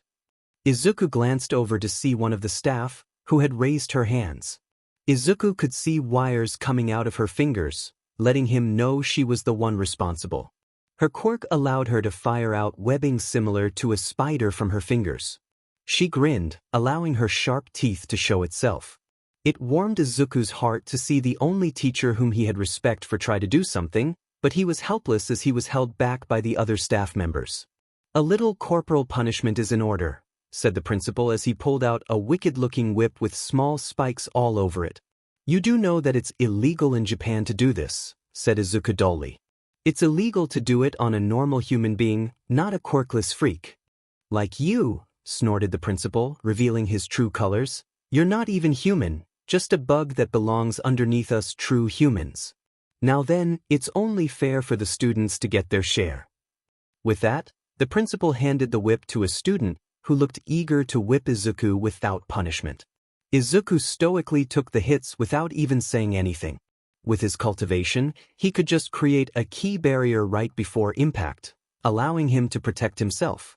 However, most of the kids failed to even land a proper hit, even with the principal teaching them. Soon, almost all of them had a turn before the whip was passed over to Katsuki. Go ahead, Bakugo, said the principal, his voice oozing with pride. Show the freak what it means to mess with the best. Make sure to hit him real hard.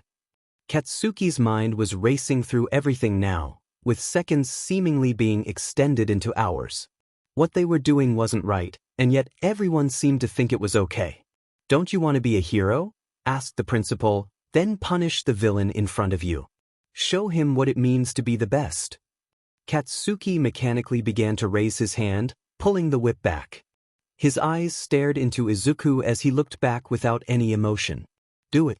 Show that worthless Deku where he belongs, whispered a voice in Katsuki's head.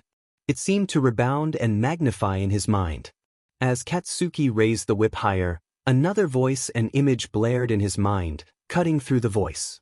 When did the headstrong boy who always wanted to be the leader suddenly become a follower? Katsuki could see his father's face, his voice ringing through the first voice, the look of disappointment. It was enough to shock Katsuki out of the trance, his eyes quickly roving all over the place until he noticed someone muttering behind the curtains. He saw a short, fat janitor with flabs of fat on his neck, muttering under his breath. Katsuki's ears strained, focusing on the man until he could hear his voice. Punish that Deku. Make him bleed. Show him he's worthless, muttered the janitor. Katsuki's mind quickly pieced up everything that had been going on before his anger point peaked once more. With a roar, Katsuki snapped the whip down hard. Upon impact, it would certainly leave a mark that would be bloody, scarring flesh for sure. The whip's target did not land on Izuku, but rather on the janitor. You a-hole, roared Katsuki, surprising everyone at who Katsuki had hit instead as he threw the whip aside, blasting forward and tackling the janitor into the ground, who squealed in pain. It was you who put those demon thoughts in my mind, in my subconscious, howled Katsuki. Nobody messes with my mind. The principal, seeing things starting to fall apart, grabbed the whip while putting a spike at the cracker before snapping it towards Izuku, intent on gouging Izuku's eye out as punishment. It was at this point that multiple things happened. Izuku suddenly moved, grabbing the whip out of midair and halting its path. This, in response, moved the webbing that had tied Izuku up, showing he could have broken free any time. And the webbing was still connected to the woman who had been controlling it. And since the webbing was still taut with no slack, something had to give way for Izuku's movement. That happened to be the woman's arm, which had been forcefully twisted until her bones snapped under pressure. And finally, The auditorium door was blasted open. Who am I? Am I a dog or a mouse or a bear? I'm Nizu, the dean of UA University, and also currently moonlighting as an educational inspector. I heard rumors about this school and came to investigate if it was true. Standing in front of the door was the nightmare of schools everywhere, the crusher of many hopeful students who tried to apply to his school for the hero course, Dean Nizu. Considering the acceptance rate to the UA hero course was 0.2%, it was a title he accepted. Now then, I seem to be witnessing a rather illegal attempt at corporeal punishment. You may say whatever you want in your defense, but know that it will be used against you, even silence, stated Nizu. The fact that he didn't say can, but will, showed just how furious Nizu was. He was an avid advocate against discrimination, and right now what he was seeing was discrimination and bullying at the highest levels, especially at a school where the authority figures were doing it. It certainly set a horrible example for the impressionable minds of teens who would go into society believing that this behavior was appropriate. No, this is a mistake, panicked the principal, dropping the whip. This is his fault, shouted the principal, pointing at Izuku. He's a villain who was controlling us with a mind control quirk. Oh, thank you for saving us. Arrest him. Send him to Tartarus. The principal ran towards Nizu before falling to his knees, sliding right in front of Nizu while assuming the Dejiza position. A mind control quirk? Questioned Nizu with a blank face. Try again. I'm more than aware of what is going on. Public humiliation and punishment while trying to act as if you are heroes, attempted blackmailing just due to one's quirk status. The principal tried to switch tacks. You know he's quirkless. That means everything we're doing is completely legal. He's not even a human being like you and I. Just an animal, like a cow. He's nothing more than a test subject for us to dash. Before the principal could continue speaking, he felt soft paws suddenly grab his jaw harshly. Mind repeating that again? Said Nizu calmly, but anyone could see within his eyes was a fire burning, itching to incinerate the fools in his path. Sheet, there's no other choice, thought the principal as he used his quirk, his hand transforming into an ice pick. I'll just kill this rat, and that way, we can continue our lesson on why the quirkless don't deserve to even live. No witnesses. Oh, and I didn't come alone, said Nizu with a malicious grin. The man felt his quirk suddenly leave, followed by a cloth wrapping around his hand. Before the principal knew it, he was being hurled to the ground. I had my fellow hero co-workers and the police with me, finished Nizu as heroes from UA University along with a whole squadron of police officers, complete with a SWAT team. They flooded into the auditorium, swiftly arresting all the staff members before managing to pry Katsuki off the janitor. The wailing teacher with a broken arm was brought to the ambulance to have her arm wrapped into a cast before being arrested for quirk abuse. Izuku broke free of the webbing as the teacher had disconnected the webbing after having her arm broken. Students were quickly rounded up, and parents and/or guardians were called in. Soon, the ones left in the auditorium were Izuku, Inko, Katsuki, Masaru, Mitsuki, and one of the children who had been obediently following the punishment with her mother on one side with the rest of the students with their family were on the other side. Already the 27 families were jeering, insulting, and doing anything they could loudly while trying to pass themselves as the victim despite what they had done. Masaru alone managed to pull Mitsuki and Katsuki back from attacking them, especially at the janitor on the side. Enough, shouted a voice, silencing them all. Everyone looked to see an old man walking forward, his back hunched over, using a cane to help him walk. However, nobody commented about that. He was the father of the current patriarch of the Yaoyorozu family, the elder who helped lead the Yaoyorozu group. Good, it's annoying when insects buzz incessantly without cause, breathed the elder before snapping his attention toward the 27 families with a cold glare, causing them to stop. The elder slowly turned his gaze towards Izuku, with his face going considerably warmer. You must be his disciple, smiled the elder. I remember seeing you when your master came in with my son and did the impossible and cured me of my disease. Have no worries, I, Marino Yaoyorozu, will handle this and make sure they don't bother you ever again. With that, Marino turned around, his cane stamping into the ground harshly. "You were all given a chance to repay the damages your brats caused on my ground," roared Marino, "and you were even given leniency as well. A chance for them to do community service while training their quirks, all at an affordable payment plan tailored to your own income status. Yet despite the generous terms, you all turned your back and spat at it, thinking you were above it all. Did you think because Midoriya is quirkless that you could ignore and disdain him? Knowing fully well that disrespecting him means disrespecting my family, the Yaoyorozu family, who stand with him? Well, that ends today. If you won't take up on his generosity, then you can take up on my fury. All children who fail to show up will have a permanent mark on their records as well as be recommended sent to juvie hall, if not prison. As for payments, you will all pay what is owed by next week, with no exceptions. All of what is owed. That'll bankrupt us," cried out one of them. "And I don't care," spat out Marino, "sell your houses or declare bankruptcy, but know that the Yaoyorozu will extract the full amount owed no matter what." While the families began wailing about the injustice or other things, a hero swung by. This hero was one of the ones who had swung by after a lot of arrests had already been made, and was purely joining in to provide backup, or, in a more realistic case, gain more recognition by showcasing himself helping arrest villains without actually having done anything. Now, don't you think that's too harsh?" asked the hero, taking on the 27 family's side after inquiring and finding out about Izuku being quirkless. "These young children still have a future. It would be a shame to force them to find other ways, like becoming a villain instead of a hero."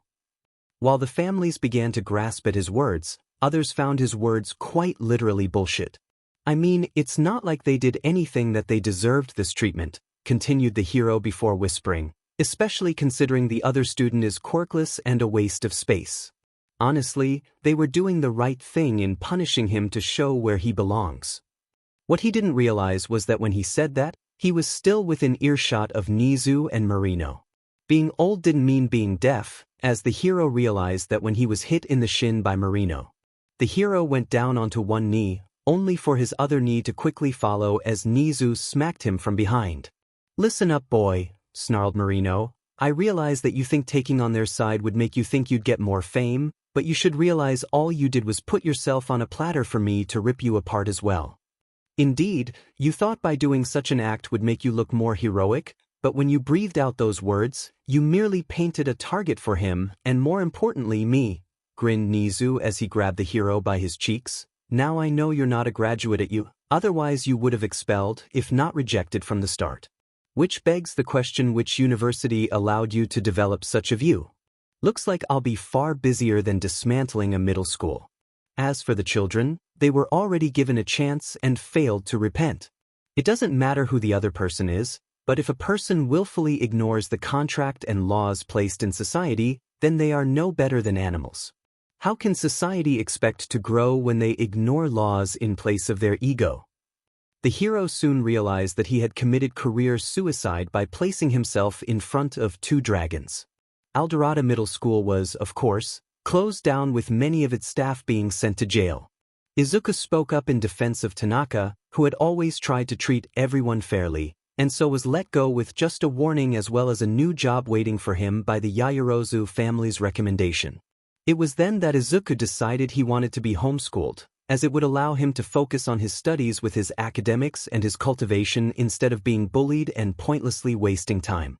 Inko was a little wary of this, as she was afraid that Izuku would become socially inept if he didn't spend time with others, but the fact was that he had no real friends at school, and there was no guarantee the new school would be the same. The Yaoyorozu family spared no expense in helping Izuku hire the best tutors once he expressed interest.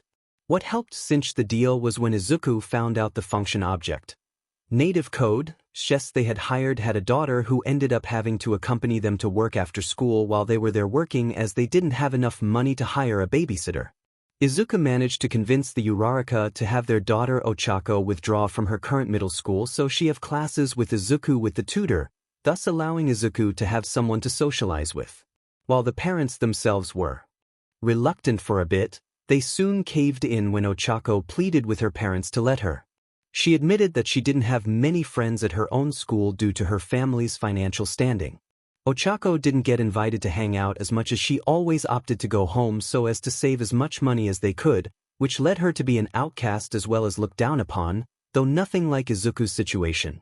Her parents felt guilty and relented since they would be working in that area for quite some time, especially since she would be tutored by the best tutors available.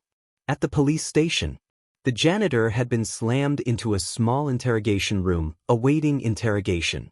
He sneered, thinking he would be released soon. There was no evidence against him, just a kid who was stating that he had used his quirk on him. It was true, as his quirk was called subliminal messaging, but there was no proof. All he had to do was wait, and when he was out, he'd sick the students on Izuku again. Suddenly, the door opened to reveal Masaru Bakugo by himself. The janitor raised his eyebrow at this as the man sat on the other side of the table. He had seen him before, and thought him to be a rather meek man, though the wife was a total bombshell. "So you were the one who was influencing my son," said Masaru with a neutral tone. "Maybe," mocked the janitor, "there's no proof. Even if the police have my quirk on file, there's no proof that I used it. I could be just muttering it, and your son echoed my sentiments." Masaru just remained silent, staring at the janitor. Feeling like he was ahead, he decided to mock Masaru even further. "You know, you should be careful how you treat me," taunted the janitor. "Who knows what thoughts could harbor in your son or wife? Maybe he'll become great or not. Perhaps your wife will grow tired of you, and maybe want a taste of my rod, or maybe want to taste something new. Maybe more than one. She is a model, isn't she? Who knows what she's doing, or what her mind will tell her to do? And you, who knows, maybe you enjoy being cucked like that. Seeing how your son acts, it's hard to believe that he's even related to you. Maybe he's acid sweat," said Masaru, interrupting the janitor's spiel. "That's my quirk." "Ugh," began the janitor in surprise, only for Masaru to continue. "I sweat acid, though mostly from my hands," explained Masaru. "Luckily, I can control what I can sweat, though it is mostly combustive and explosive. Soap can neutralize it, and my wife's quirk, glycerin, also helps out a lot so I don't accidentally set one off on her. But if I focus, I can choose what I sweat out sometimes. And my son's quirk, explosion, utilize nitroglycerin like sweat. The glycerin comes from my wife, of course, while the sulfur and nitric acid come from me." "Why are you explaining this?" asked the janitor, feeling something was wrong and he was scared. "Did you know that both acids are rather corrosive?" questioned Masaru. "Luckily, my body adapts to this so I don't get affected as much. I can't just produce it at will like my son can, but it comes out as sweat. Feels rather hot in here, doesn't it?"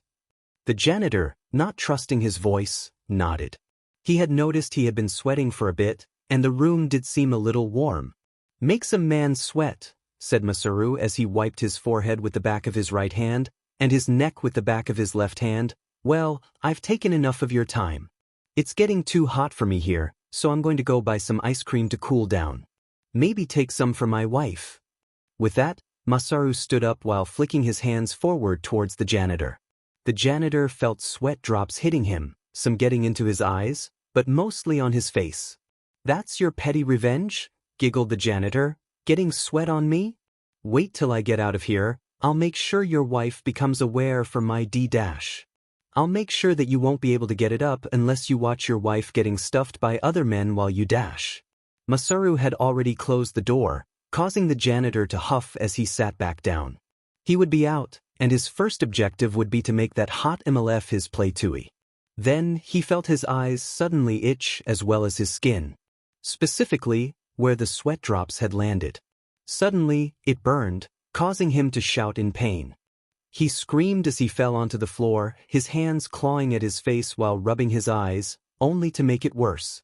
As he writhed in pain, he suddenly remembered Masaru's words.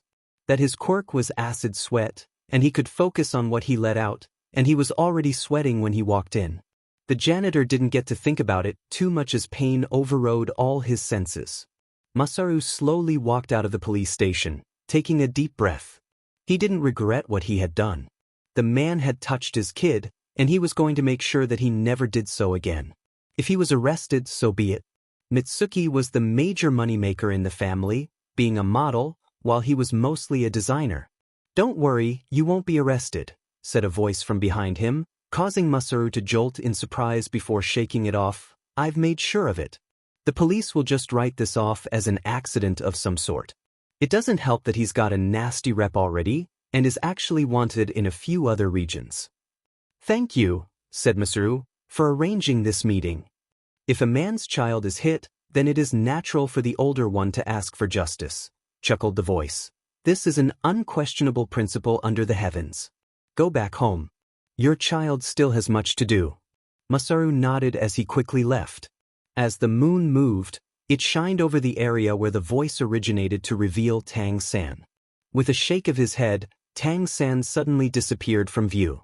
By the time the police could get the janitor to a doctor, it had been too late.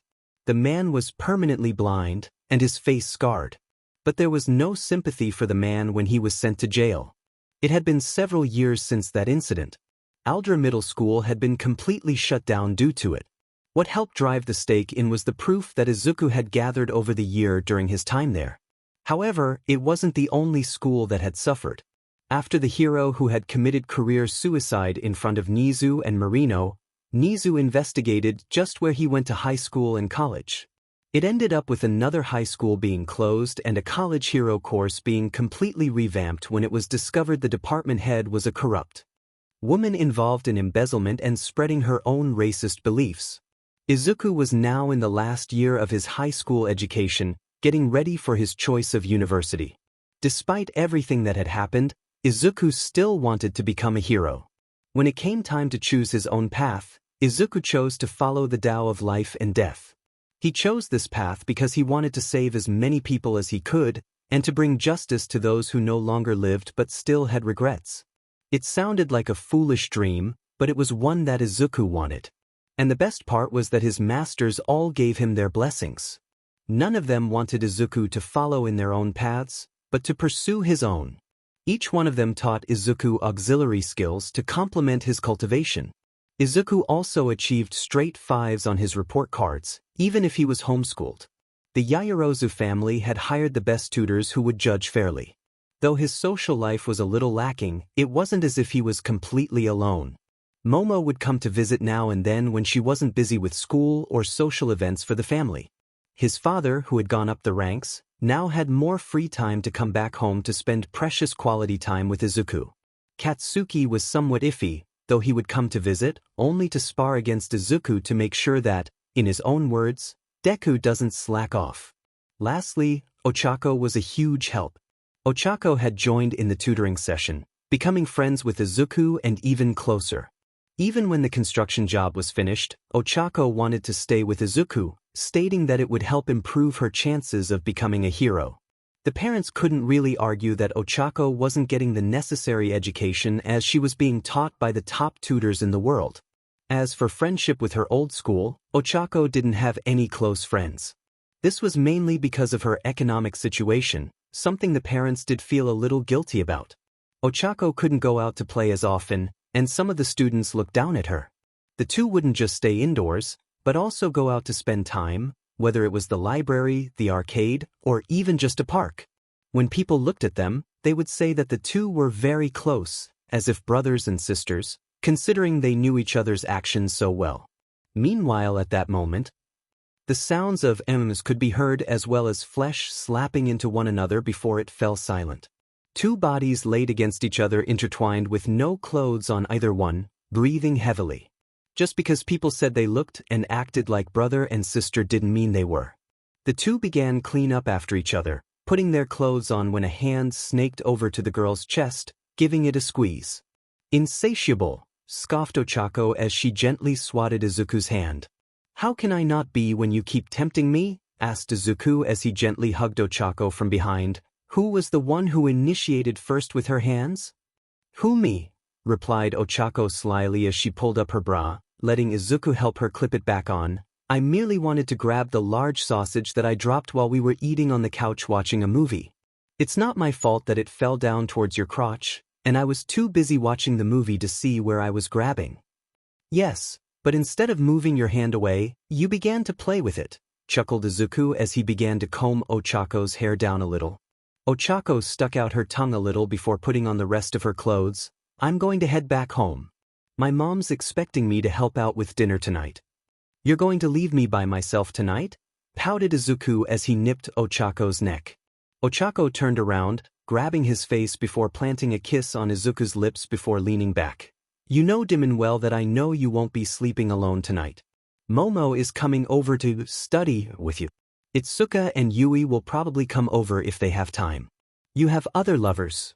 True, but each one of you is unique, whispered Izuku as he hugged Ochako. Never forget that. It was you when we took each other's virginity. Having grown up next to each other almost daily when Ochako joined Izuku for his tutoring, they became close if not best friends.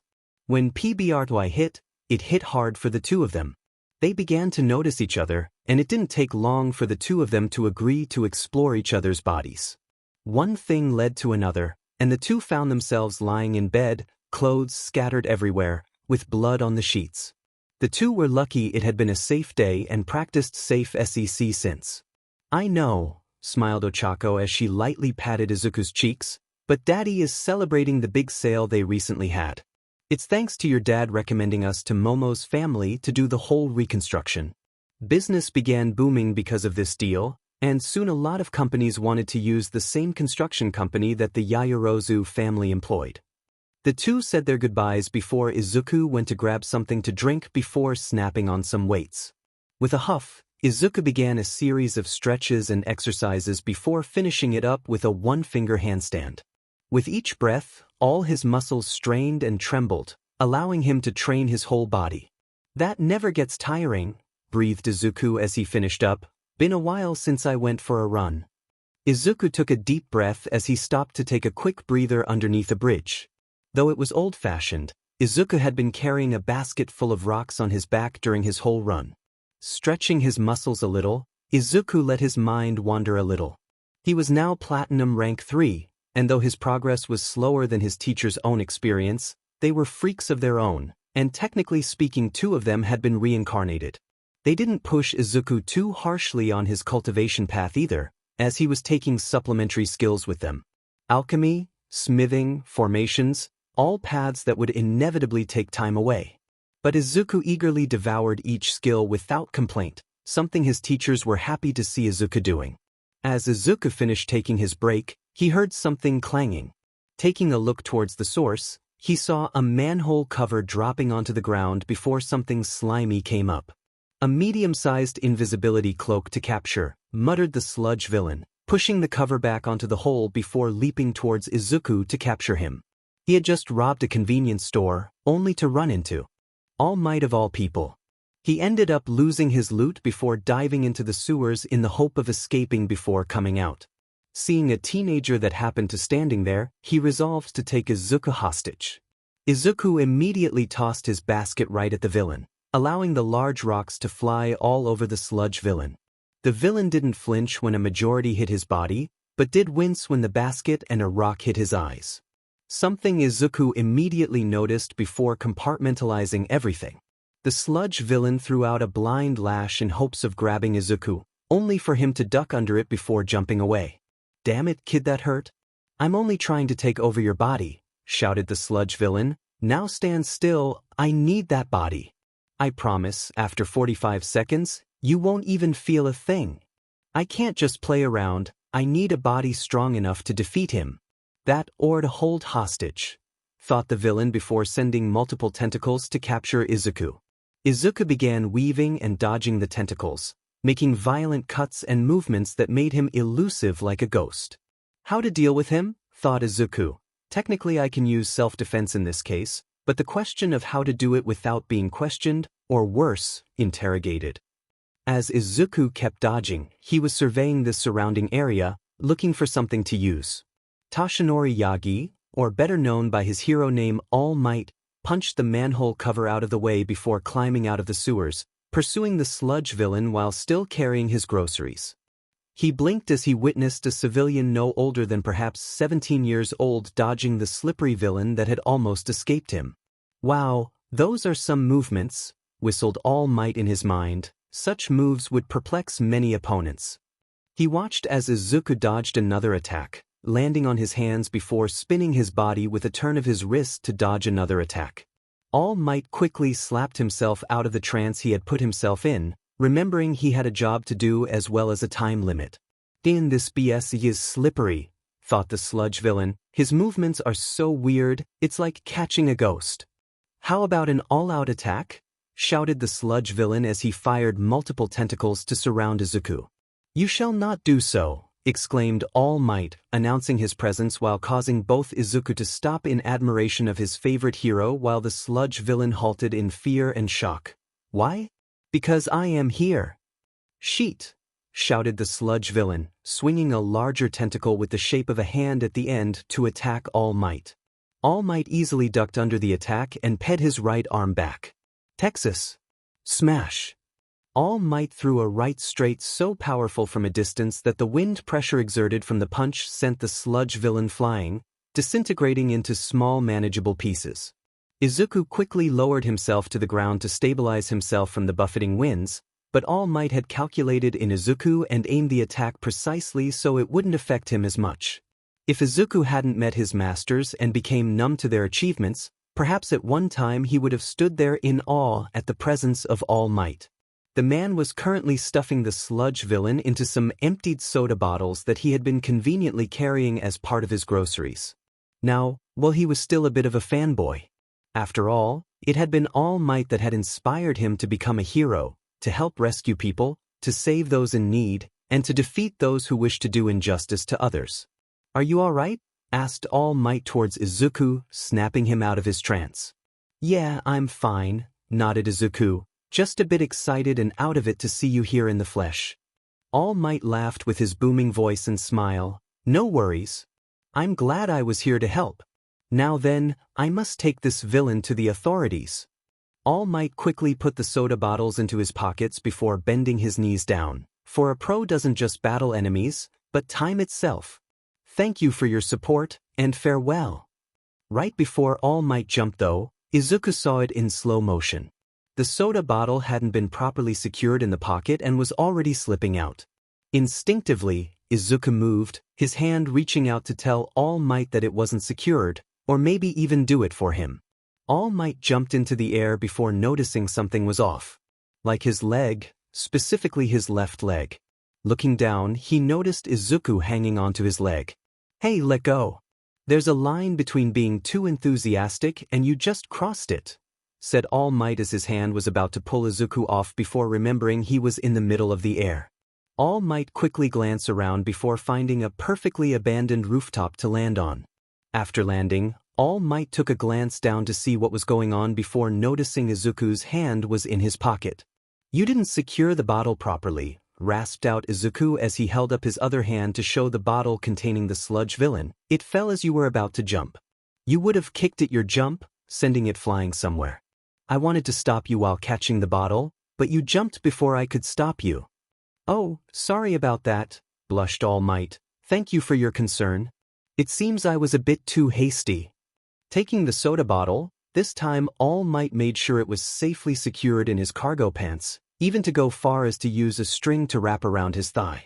Well, time to dash, began All Might before he felt a jab of pain shooting through his body. Sheet, not now, cursed All Might mentally as he fought to maintain his current form. He couldn't reveal his secret now, especially to a civilian. Izuku hadn't noticed what was going on, but since the number one hero was here in his presence, his inspiration to become a hero was because of him, he had a burning question to ask. All Might. Izuku half-shouted asked, drawing the man's attention, do you believe a quirkless person like I can become a pro-hero? Quirkless? Questioned All Might, his mind flashing back to Izuku dodging the villain's attacks.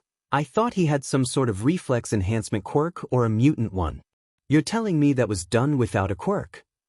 All Might didn't get to pursue that thought as he coughed out blood once more, his body steaming.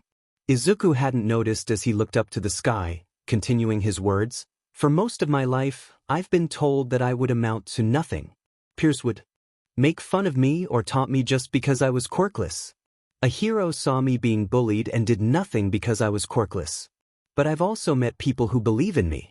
So I wanted to ask you, the person whom I aspired to become, to help save and rescue people with a smile that brings hope, can I become a hero? Izuku looked down from the heavens just to see an emaciated All Might standing there. He blinked in shock before exclaiming, "What the hell happened? Are you an imposter?" The skinny man stood there before stating, "I am All Might," all while coughing up blood. Izuku had to shake his head, rubbing his eyes in hopes that it was an illusion, even slapping himself. All Might sat down before lifting up his shirt. "Now that you've seen my true form, I might as well tell you the truth. Just don't go telling everyone about this, alright? Truth is I suffered a major wound 5 years ago. Took out my left lung and stomach.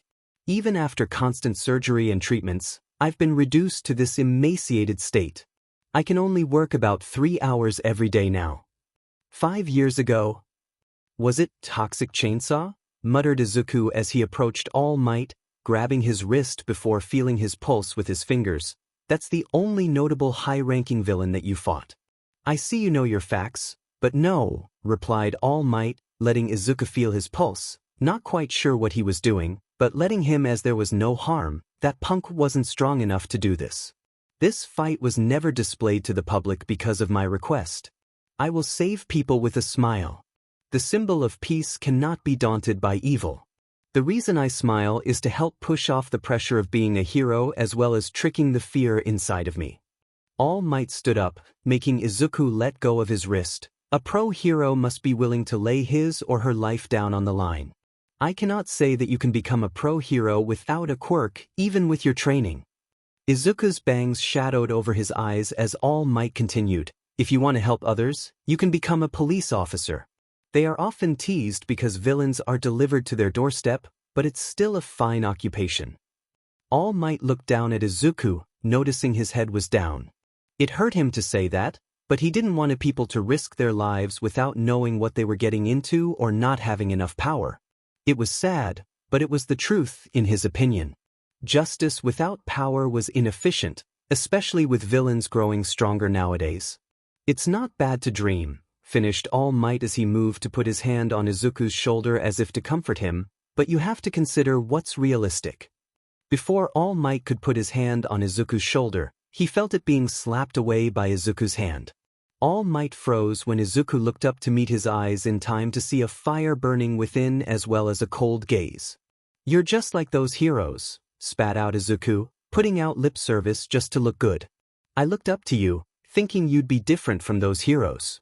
I was a kid when I saw a hero sneering at me when I was being beaten up. When asked why he wasn't helping me, he said that all he saw were some kids roughhousing around while also establishing the proper hierarchy, and I quote, and preparing the quirkless brat where he belongs, underneath us proper humans as slaves." All Might stiffened at that statement. He was being judged as the same as someone who had said those words, and they hurt him much more than the injury All for One had given him. "Who said that?" snarled All Might. "And please don't dash." Izuku interrupted him. "I know it's not fair to compare you to him, but it just reminded me of that. Just because I was born quirkless into this world, I was treated as trash. Nobody would help me until I met my masters. But I looked up to you, thinking I could become someone that inspired hope. I wanted to save people, to help those in need. I remember an interview where you said these lines. If you believed in yourself and worked hard, you too can become a hero." Izuku sighed as he turned away. "I'll take your words into consideration, but I will prove you wrong and become a hero." As Izuku was about to leave, he paused for a second before pulling a bottle out of his pocket and tossing it to a stunned All Might, who managed to regain his wits to catch it. "Eat that pill. It's a 9 transformation heavens pill. It'll heal up your organs. This also serves to sever the last link between you and me. From now on, I have no connections with you," declared Izuku before running towards the edge of the roof. All Might finally shook out of his shock, his hand reaching out, thinking Izuku was committing suicide or something, only to see Izuku jump off the roof. All Might quickly rushed forward, ready to bulk up again, only to see Izuku safely landing on top of another roof. What shocked him was Izuku kept running, hopping over rooftops without pause before vanishing from sight pretty fast. All Might had to take a deep breath as he contemplated the boy's words as well as his own. He had already delivered the sludge villain to the nearest police station, and was now sitting down at a bench, watching kids playing around a water fountain. Were my words too harsh? Thought All Might as he took a sip of water. Perhaps I should have toned it down. But I had no idea the boy had gone through such things. Then the words quirkless came crashing into All Might's mind, making him wince. He himself had been quirkless, hoping to do something, to change the world. Just like that boy. He had dreams of becoming someone to change the world, and he was given the chance by his master Nana, who saw something in him. And the exact same scenario came into play, and I chose to reject him instead of following what Nana did. Thought All Might to himself miserably, I am a hypocrite, aren't I? But I didn't want the boy to suffer like I am. All Might contemplated about his past, before he had gotten his quirk. Through his childhood and middle school, he had been taunted about his status before. But they were merely just words. As for parents, well, he had been orphaned during middle school due to a villain attack. The only key lining in that was his parents had been very rich, giving him enough to live off his trust funds. But he wanted more. He wanted to become someone who could stop such things, to make his situation not a common occurrence. Then in came Nana Shimura, with a quirk he hadn't expected to be transferable, who saw his dreams and gave him the tools to accomplish them. And years later, he had finally gotten revenge for his master's death by punching the arch-nemesis of his quirk, one for all, in the face and into the ground. He wasn't sure what happened afterward due to his injuries, but he was pretty sure he caved in the man's face and splattered his brains into the ground. And now a quirkless boy who had clearly been training asked the same question. Only to be rejected viciously by someone who had been in his same situation. I need to make it up to him, declared All Might as he stood up. I have to apologize for my callous words, and who knows, maybe he'll prove me wrong. I'll start by looking . All Might's words failed to continue as he realized he didn't even know the kid's name. Just that he had green hair, freckles, and was pretty buff for his age. He said he wanted to become a hero. He looks like he's finishing up high school, meaning he'll be taking the hero entrance exams for the universities. If he looked up to me, then he'd try out for my alma mater, UA University. I can look for him there. Along with a few other entrance exams, concluded All Might. As he finished his thoughts, his hands touched the bottle that Izuku had given him. Lifting the bottle up, All Might uncorked the porcelain bottle before looking inside to see a big red pill about 1.5 centimeters in diameter. Looks like a red jawbreaker, muttered All Might before he remembered Izuku's words about healing his organs. All Might severely doubted such a miracle pill existed when no quirks or surgery had been able to help him, and was about to toss it away when something in him stopped him. All Might looked at the pill once more before making a decision to cork the bottle once more and pocketing it. Not to throw it away, but still having doubts about the pill. Izuku was busy hammering away at a piece of metal with all his strength, uncaring that it had already been flattened. He was just doing it to vent his anger. Izuku raised his arm high once more to slam it into the metal when he felt someone grab his wrist. I believe that's enough. Any more and you'll hurt yourself, said an amused voice. Izuku turned to see Nieli had stopped him. Sorry, just had to do something, mumbled Izuku.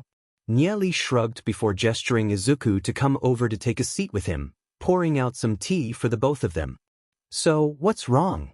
Asked Nieli. I met my idol All Might today on my run, said Izuku after a tense moment of silence. The big buff dude with blonde hair? Asked Nieli for clarification, to which Izuku nodded. Not every day that you meet your idol. So what went wrong then? I asked him if a quirkless person like me could become a hero, and he said no, sighed Izuku. Izuku, started Nieli, only for Izuku to shake his head. I know, and I told them I'd become one even without his approval, interrupted Izuku, but still, it was pretty disheartening to hear that from him. It makes me wonder if I'm even worthy to be your disciple. My cultivation is slow compared to what you all have gone through. Not to mention how powerful you all are. Nieli chuckled. Kid, the reason why our cultivation levels accelerated at such a young age is because we had some crazy coincidences. Technically, all of us have died at least once before we were reborn. Not very powerful if we died before, right? But our powers right now are mostly because our age is far greater than any of your people on this planet. With age comes wisdom and power, so to speak. Now if you were to compare to the prodigies of those who lived in our worlds, yes, you would be considered the slower ones and perhaps weaker. But we don't care, because all three of us have been weak before, considered talentless, useless, and unable to defy destiny. And yet we didn't give up and climbed up to where we are. To become a cultivator means defying the heavens and earth. If your society deems you useless and a waste of space, then defy their expectations and ascend past them. Plus, despite your slow cultivation levels, you're learning 3 different auxiliaries: alchemy, blacksmithing, and formations. That's impressive, and not anybody can learn all 3 as you do and still keep up with your cultivation. Tang-san doesn't admit it, but he brags to his friends about you and your prodigious skills in learning the Tang sect skills, both outer and inner discipleships. He does, smiled Izuku. And Yang Kai tells his wife that does alchemy about your progress in it. Though I dabbled in it, he's far better than me in it, and his wife surpasses him in that, continued Nieli, so you have nothing to complain about. We're all proud of how far you've gotten. Izuku smiled at that before drawing a new piece of iron to smelt. While Momo could create all the parts he needed to make what he wanted to make, there was something about making the item himself with his heart and soul. Utilizing the Tang sect mysterious jade hand, Izuku went about crafting his newest item. Nieli smiled as he left Izuku alone. While they had been worried a little about Izuku learning all these different subjects, the boy had exceeded their expectations. Should get him a demon spirit soon, too, since his soul realm should be strong enough, muttered Nieli. Definitely a dragon bloodline, but which one would work best for him? Also should consider taking him to meet other cultivators around his level to some ancient ruins or realms. Izuku didn't hear anything as he was completely focused on his task now, though his mind couldn't help but drift to All Might. During their conversation, Izuku had felt his pulse and noticed all the injuries All Might had mentioned. But he also noticed something else.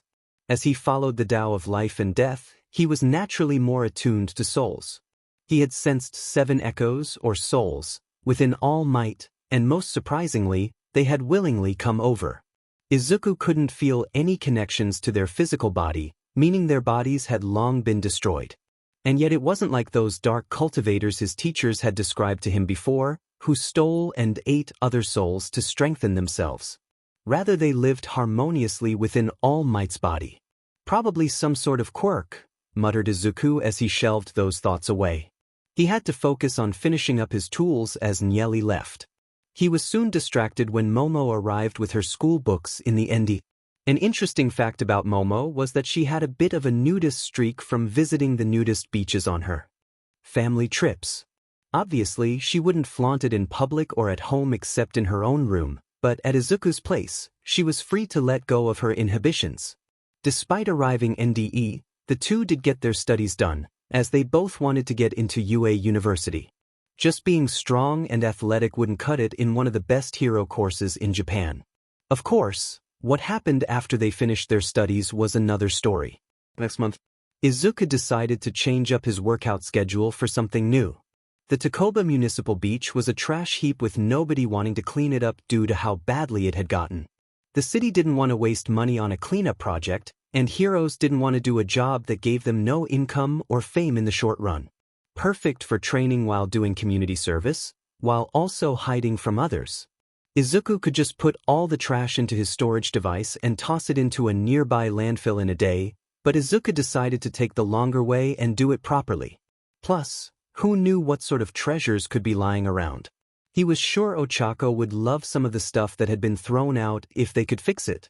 Despite her family situation being better due to the Yairzu family being their reference, they were still frugal in their spending.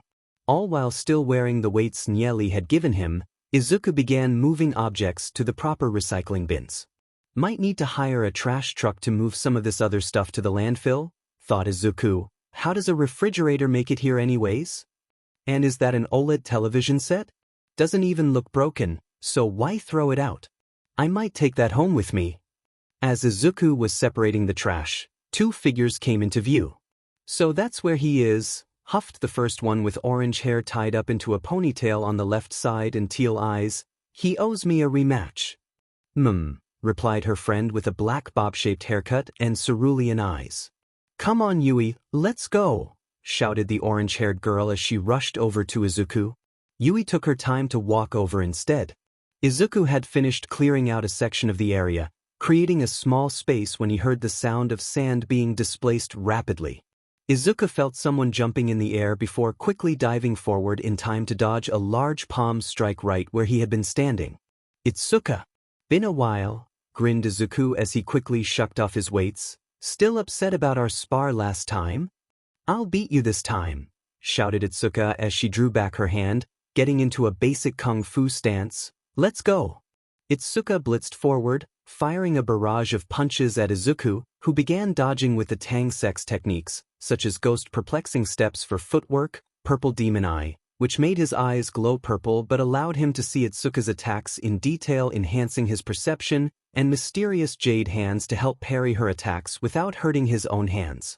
"Stop dodging so much," shouted Itsuka as Izuku continued to dodge. "That footwork of yours is so confusing. And you won't teach it to me."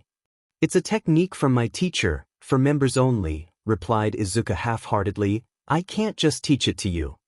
"I was taught briefly by your teacher's wife, doesn't that count?" shouted Itsuka as she tried to mix up her attack with a kick.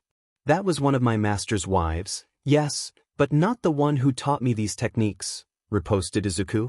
While Nieli had been teaching Izuku, one of his wives, Xiao Ninga, had been exploring a little before finding Itsuka and taught her how to fight for a little when the two were just children.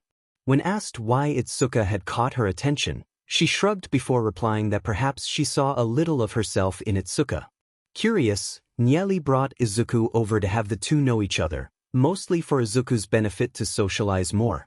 The two did get to know each other more and got closer until Itsuka had to move away. It was only more recently at the end of their first year of high school that they truly reconnected, though Itsuka was always asking for spars now. "Then can't you get me in?" shouted Itsuka before grabbing some sand and hurtling it at Izuku to blind him. "When he gives me permission, maybe," replied Izuku as he managed to dodge the sand attack. "But not before then. And let's end this." Izuku suddenly grabbed Itsuka's wrist, using controlling crane capturing dragon to control her movements, judo throwing her right into the sand. "Dang it," cursed Itsuka as Izuku threw a punch at Itsuka, only to stop right in front of her nose. "You win again." "Good to see again, Itsuka," smiled Izuku as he unclenched his fist to give Itsuka a hand. Itsuka snorted as she grabbed the hand before letting Izuku pull her back onto her feet. Itsuka stretched her limbs out, testing her muscles for a second before tackling Izuku, planting her lips on his. The two ended up lying on a beach towel, courtesy of Yui who had enlarged it.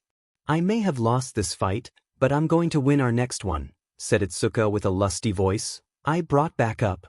Yui gave Izuku a victory sign as her other hand snaked down past Izuku's waistband alongside with Itsuka. They were lucky nobody even swung by, otherwise, they would have heard the noises Yui was making despite trying to be quiet. Several months passed as Izuku prepared for the entrance exam. The Yaoyorozu family had offered to get Izuku into the recommendation exam, but he refused. He wanted to earn his place. That, and his status as quirkless might raise some eyebrows if he attended the recommendation exam. He had managed to raise his cultivation to Platinum rank 4, and was hoping to raise it to rank 5 before the exam. Breaking into Diamond, however, would be extremely difficult, at least according to his masters. It would involve some form of earth-shattering revelation or situation that normal cultivation training wouldn't do. They were prepared to take Izuku out of his world to explore a hidden realm filled with cultivators at his level. Taking a deep breath, Izuku took out his choice of weapon to practice on the beach. Izuku swung his weapon, taking in the strain. Izuku began to move in a blur, practicing his katas before ending it with a fierce strike against an abandoned vehicle. Spinning his weapon, Izuku slammed it into the sand to reveal a pole that was taller than him. Izuku had chosen a staff as his choice of weapon instead of the usual sword that most cultivators seemed to choose. There were, of course, reasons for this. Izuku preferred something with a little more reach than all his other options. Momo also practiced bojutsu, so it was a good bonding experience to fight against another staff user. It was also practical, since the staff could become a variety of weapons depending on how one held it. The staff that had been crafted for him was collapsible and telescopic, yet very durable, making it portable. Izuku looked around the area, noticing the beach was much cleaner now. Though it was mostly him, Ochako, Itsuka, Momo, and Yui would come to help out as well for their training. Especially with Yui and Ochako's quirk. One was able to alter the size of any object so it could be easily carried, and the other nullified the object's weight upon contact. With a month left, Izuku knew that Momo was taking the recommendation exam and wished her luck. Momo wanted her reward after the exam, but Izuku would be gone for the month. Yonkai had decided to take Izuku into a rather well-known training realm for people at his cultivation level. When they arrived via teleportation array and then by flying, Yonkai introduced him to a few other disciples who were readying themselves to jump into the realm. "Izuku, stop geeking out," said Yonkai as he saw Izuku rapidly looking all around him while jotting everything down in his notebook. "Sorry, master, but it's my first time on another planet," blushed Izuku.